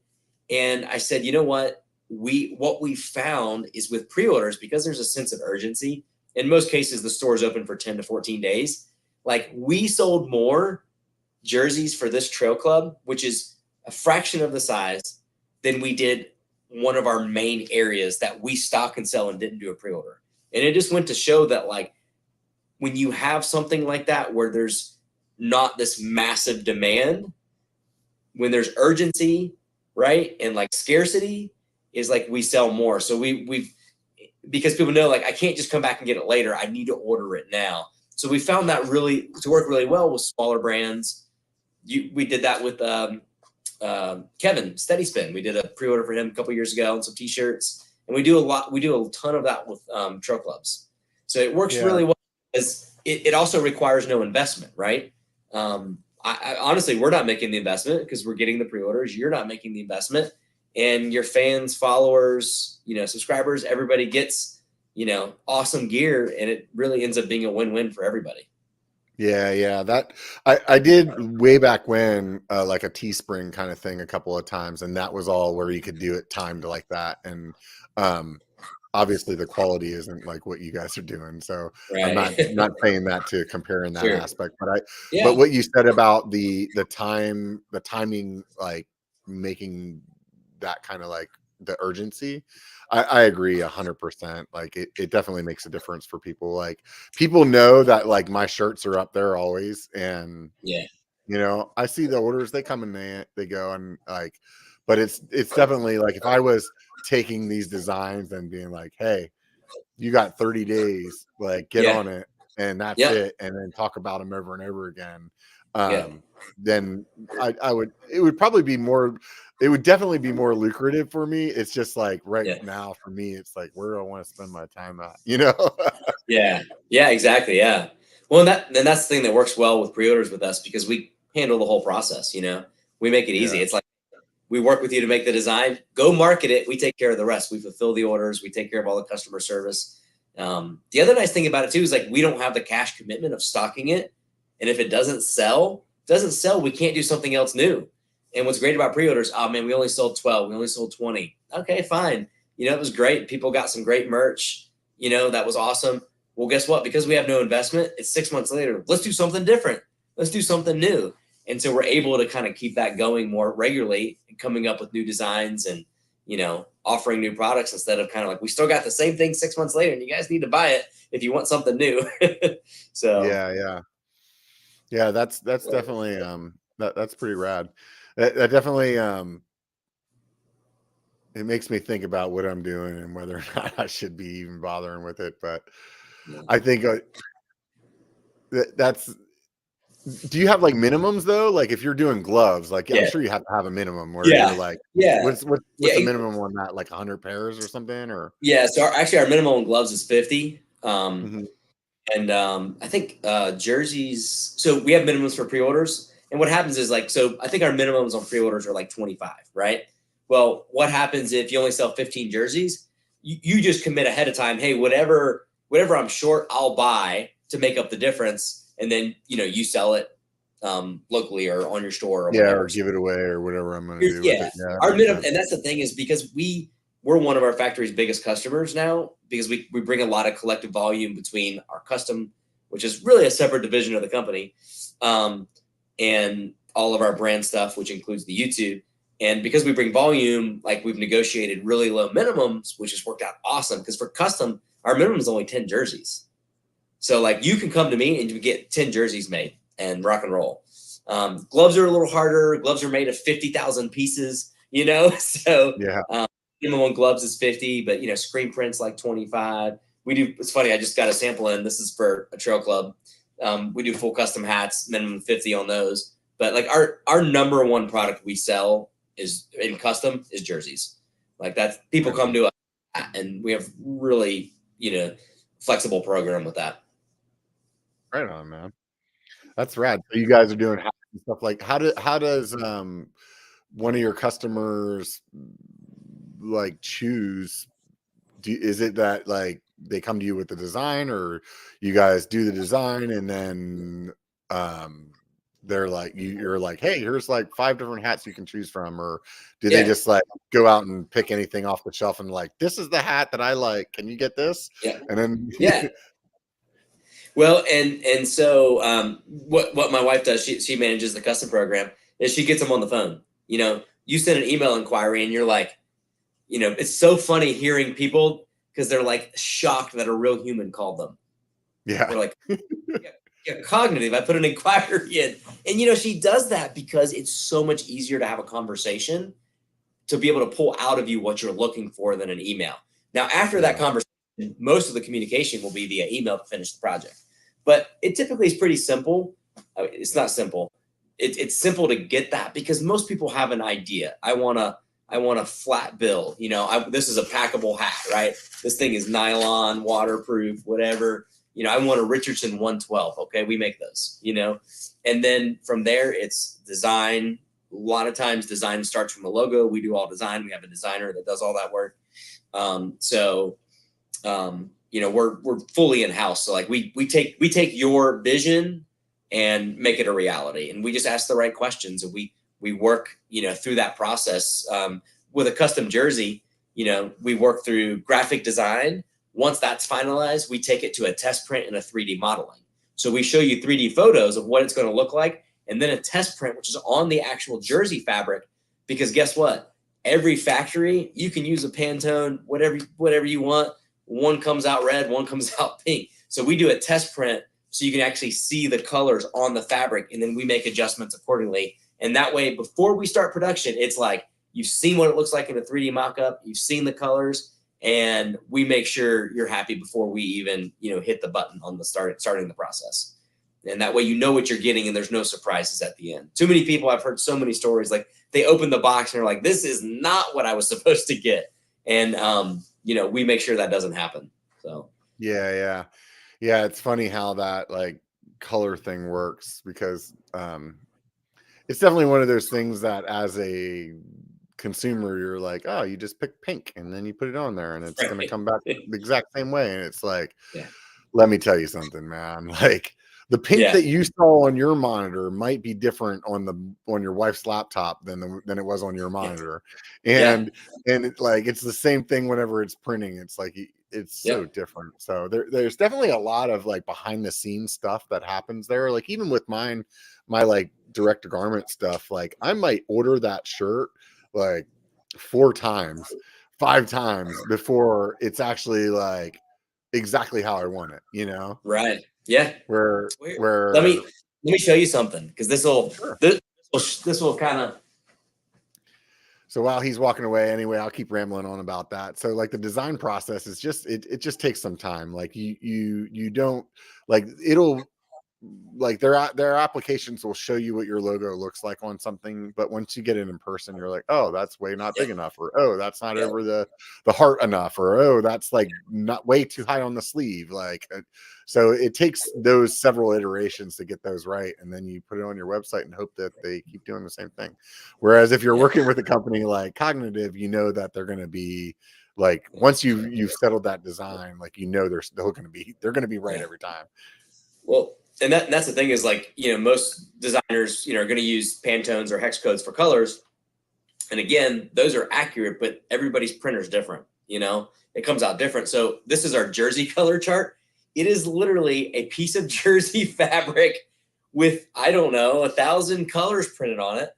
And we actually don't use Pantones. We have codes. Like this purple is a 299p, because I don't care what your Pantone is. I care what it actually looks like on the final product. So when we do a test print, if it's off, we pull out our Pantone chart and we pull this out and we go, okay, what is the closest on the sheet to this one? We actually need to adjust it over here, and we change that one color or whatever needs to happen. So because we have a color chart, we know exactly what it's going to look like when it prints on the material. And that makes a big difference in the final product. Yeah, it definitely does. And people that are in printing in that industry, like they're pretty familiar with like seeing that kind of stuff. But I think that people that are those of you guys that are listening, he held up like basically a blanket the size that you would throw on your bed that had like a billion different squares on it that are all about 1 by 1 in every color of the rainbow all over it. So it's a cape. Keeps me warm. This is what I stay warm with in the winter. Right. So I recently ordered something like that, like a color palette for laminate, because I wanted to see, or for vinyl, and I wanted to see these like all their colors. And I paid, like, first of all, I'm like, I don't remember what the price was. They wanted like, let's just say it was like $30, right, for this like colors, all these colors, and I'm like, this is bullshit, man, to pay this much. Like, this is like sales material. You should be giving me this because I want to like buy it. But anyway, so I pay for it, and then it doesn't even come with like, I was really interested in these like neon colors that they have, and it was like not part of the package. I was so irritated when it came. Anyway, so that was just my little side bitch about freaking vinyl. But anyways, we've all been there one way or another, Yeah, for sure. So where do you want to go with it? Do you want to keep like direct to consumer? Do you want to see yourself show up in like some retail spots, or What are you thinking? Yeah. I know it could So, change tomorrow. whatever I say may change tomorrow. Yeah, I mean, direct to consumer is our main business. We launched a new website. In part of pursuing that effort, Joe, one of our team members. So we have, including myself, there's 6 of us. We're all here, Western North Carolina, except Joe. He's in San Antonio, works remote, and he built us out a new website. And then that's always been the core of our business. Rachel, who I mentioned earlier, so she and I do all the brand development, right? We do all of the product development together, and of course, team and consult and whatnot. But it all starts here. And she actually, through persistence and everything, got us into the REI here in Nashville, which is pretty awesome. Oh, that's awesome. Yeah, that's yeah. really rad. So it's going really well with them too. So it's a local program. It doesn't necessarily mean that it's going to go national, but it could be a stepping stone. And products in a few other bike shops in the area. So yeah, as you can imagine, being kind of the mountain bike mecca on the East Coast, there's some really amazing shops here. And so we've got some really great customers here with mountain bikes, and got quite a few others that are coming on. We're doing a lot of custom work for a lot of bike shops here.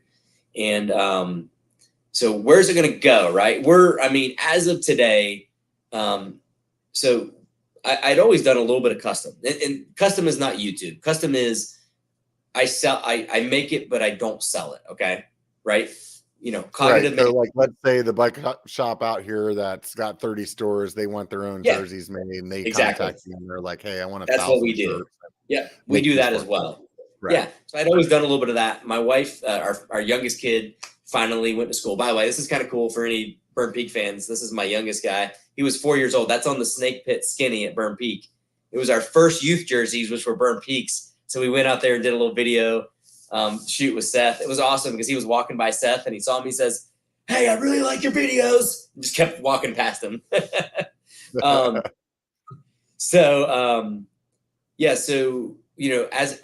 Anyway, kids went to school, started chatting with my wife, and I said, you know what? I get asked for custom all the time, and I have to say no because I don't have time. I'll do a few favors. It was really kind of like doing favors, honestly. And so she came on board about 1.5 years ago full time, and is doing a phenomenal job, and grew. Custom ended up going from 0.001% to almost 25% of our revenue last year. Our top line revenue. So that program is exploding, and we're doing stuff all over the country. We've done stuff out on the West Coast, all over the place, but the highest concentration of our custom customers are close out from our nucleus here in Western North Carolina. So we're just hitting the tip of the iceberg. So tons of emphasis on custom. I know one of the ways I got connected with Tom, Outbound Lighting. We did gloves and jerseys for them. Nice. Yeah, he's a good dude, man. I forgot. That's right. That's how we ended up chatting in the first place. He connected the dots there. So so it's all about networking, and it's all about networking in the mountain bike industry. That's for sure. Yeah. So he lived here before moving out west. And when I started Cognitive, I was like a stalker on Instagram. Like, oh, you mountain bike and live here, I'm going to follow you. Just try to meet people and get the brand out. And I met him out in Pisgah one day and rode with him. And I looked at him, and if you've ever seen Tom, his pictures, of course, he's a lighting guy, right? He's an electrical engineer. He has this spiky helmet light thing that he wears sometimes. And I was like, are you Tom Danger Place? I knew everybody by their Instagram handles. And he's like, yeah. And he's like, was it the helmet? And I was like, no, it's your bloody shins. Because he was always posting photos of his shins bleeding. Literally.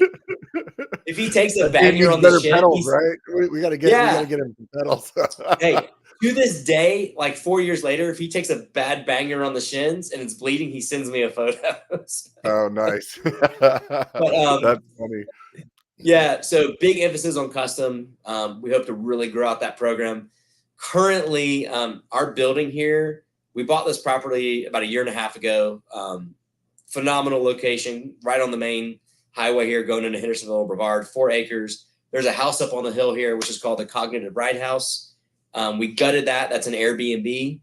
And we did a full remodel on that last year. Then we renovated this half of the building I'm in. It's kind of done. You know how it is. Remodeled, 99% done.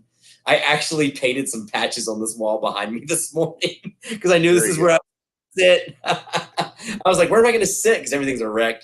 So the other half of this building, we're opening the Cognitive Brew House, hopefully in April.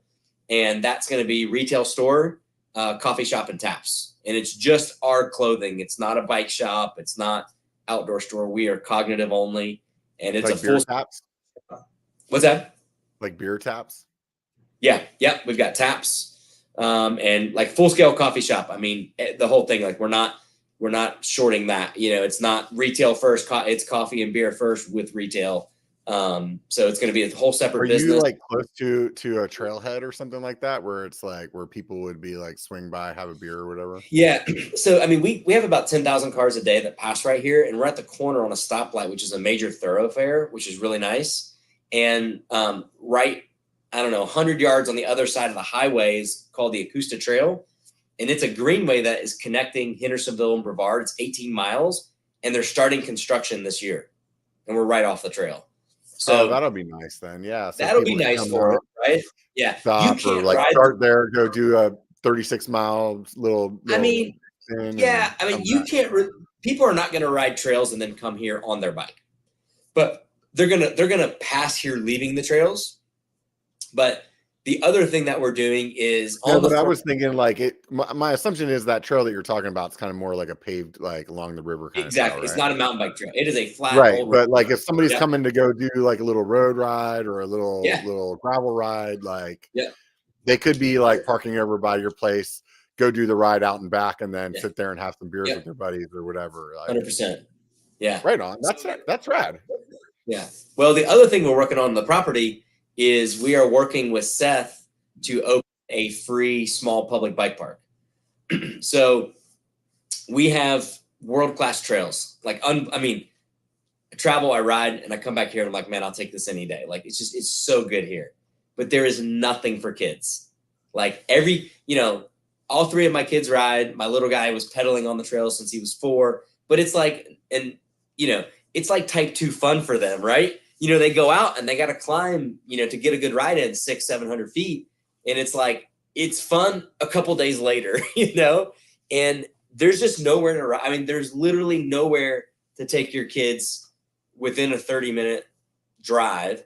There's one place in Asheville that's decent, but man, with traffic, you're 45 minutes. Well, man, my kids get out of school. I can't drive 30, 45 minutes, ride, and then come home and homework, all that. Burn Park. Are you thinking more like a pump track kind of like place, or are you thinking more like a little small trail network? So not a trail network. Take a pump track and make it into 3 different lines. So instead of being a continuous loop, it'll basically be like downhill pump track lines, and then a return trail. So what we're doing is we're working with some. There's a lot of bike industry businesses here. So we're teaming up with a couple, looking for some sponsors to help build this out, because from the very beginning, our vision has been free to the public. Like, I don't ever want a parent to, we've got an indoor bike or a covered bike park. I take all 3 of my kids, it's $100. They're going to be bored in 30 minutes, 45 minutes. It's not built for them. It's, and like, I don't ever want that barrier that I've had with my kids of like, there's nowhere to take them without low investment of time or low investment of cash. And so our goal here is to build something that's progressive. So you and I, the kids may roll it, but you and I might double it. They can work on skills, and they can also build a love for the sport. So they can build their fitness. They can build all of those things, go out to the forest and enjoy themselves more. Like, we're the stepping stone to a real bike park, and we're close. Yeah. I mean, you don't need to have like something huge. Like, I think that some of the spots where people are trying to get something approved in a park, and they go from like this small idea into like turning it into this like huge like network, let's just say.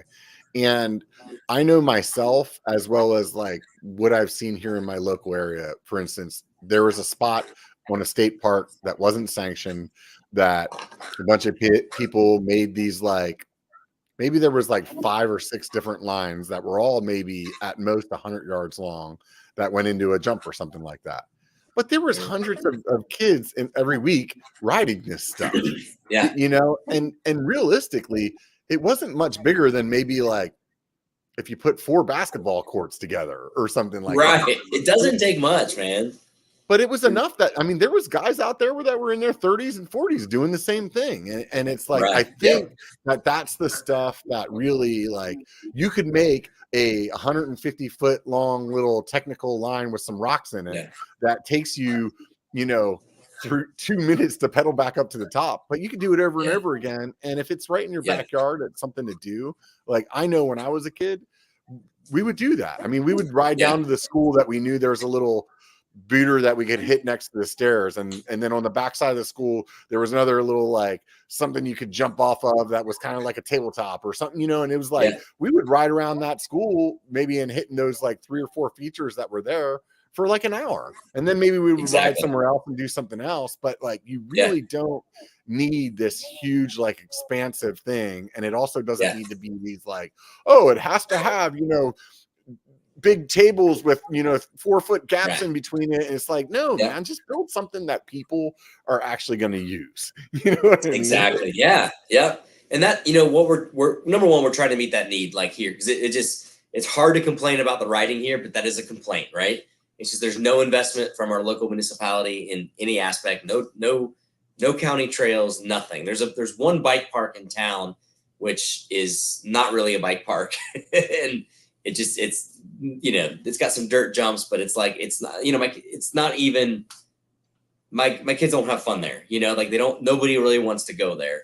Burn Park, which is the public bike park that Seth built outside of Canton with the local town, is awesome.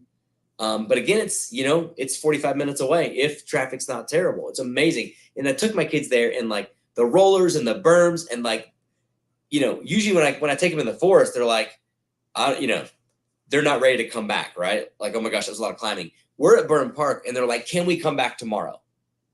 You know, and I was like, that's the opportunity. That's the difference at this age. Not every kid wants to go, you know, drag themselves up a big climb, but this will allow them to fall in love with the sport. And that's the best thing we can ask for. So, yeah, and I think that there's a lot of room there even for adults. You know what I mean? There's a lot of people 100%. that are new to the sport. I feel like a lot of different places that I've been, they have like 0 places that you can work on progression. Like, the only way that you're going to work on a drop is to go out and, like, there's that one drop in the trail that you ride, but it's like, yeah, you got to pedal for 5 miles to get to it, and you get one shot, and maybe if you section it with your buddies, you get a couple of shots. But like there should be like a pump track type place that has, like, here's a 1 foot, here's a 2 foot, here's a 3 foot, not like here's a 1 foot and here's a 12 foot. You know what I mean? Exactly. Like build that stuff somewhere else. But I really feel like there's a lot of room for the lower level or the mid-level, like, riders to be able to go have fun. Yeah. I mean, we hope it's built out in a way that private coaches bring their clients here. You know, like, that's we want it to be open for that. So yeah, that'd be super rad, man. We're almost at 2 hours right now, dude. I want to, like, I really appreciate you taking the time to sit down and chat with me, for sure. I always ask people at the end of the show, like, what YouTube channels they like to watch, whether it's like basket weaving or mountain biking or nothing at all. It's interesting. Sometimes you find out some nuggets that you're like, oh, that sounds fun. Yeah. So outside of all the YouTubers we mentioned, right? My favorite thing to do, and I do this while I'm working, is I absolutely geek out watching live music on YouTube. Like, I've got Spotify, whatever, but most of my music is consumed watching live videos, even if I'm not watching. And it's like, man, I just saw Tears for Fears. Like, I played this live concert over some radio station. You know, those guys are like white hair. Like, I didn't know they were still around. I wasn't even like a big fan, but you know the songs. But like, they're like, it's just, there is so many like amazing small radio stations. Like, I'll give everybody a few. Look up KEXP. You probably heard of like NPR Tiny Desk Concert, Audio Tree. You find these bands that like you've never heard of that are amazing, and the music is just, it's raw, it's good. There's so much like emotion and heart going in. Like, I consume a lot of music that way. I absolutely love it. Right on, man. There's a good market for the VR headsets and that stuff. I was watching a video not too long ago where they're showing, like, they could like record these concerts in a manner where you could put on the headset and it basically like feels like you're like standing, you know, 2 people back at the concert, and like Right. it feels like you're there, you know, like so. That's awesome. Yeah, it would be rad to see how that plays out into the future, though. So once again, man, Austin, really appreciate you taking the time to sit down and chat with us. It's definitely was a fun conversation. If anybody out there listening hasn't taken a look at his website, it's Cognative MTB.com. So COGNATIVE MTB.com, or you could swing by his Instagram or his Facebook and give him a look over there. And if you're on Instagram or Facebook and you haven't followed me yet, please do me a favor and do that, because when I see those numbers grow, it makes me happy. And my happiness is what keeps me doing this, because that right now is definitely not like the dump truck of money coming from YouTube, because that's like yet to be seen. So anyways, I really appreciate everybody out there. If you feel like, you know, when you go to the bar, you buy a beer from the bartender and you throw him a buck. If you want to throw a buck at me, you can do that on Patreon. It's pretty simple. And those of you over there on Patreon, once again, thank you very much. If you want nothing to do with any of that, just remember one thing: it only takes a bike to be a biker. Get out and be one.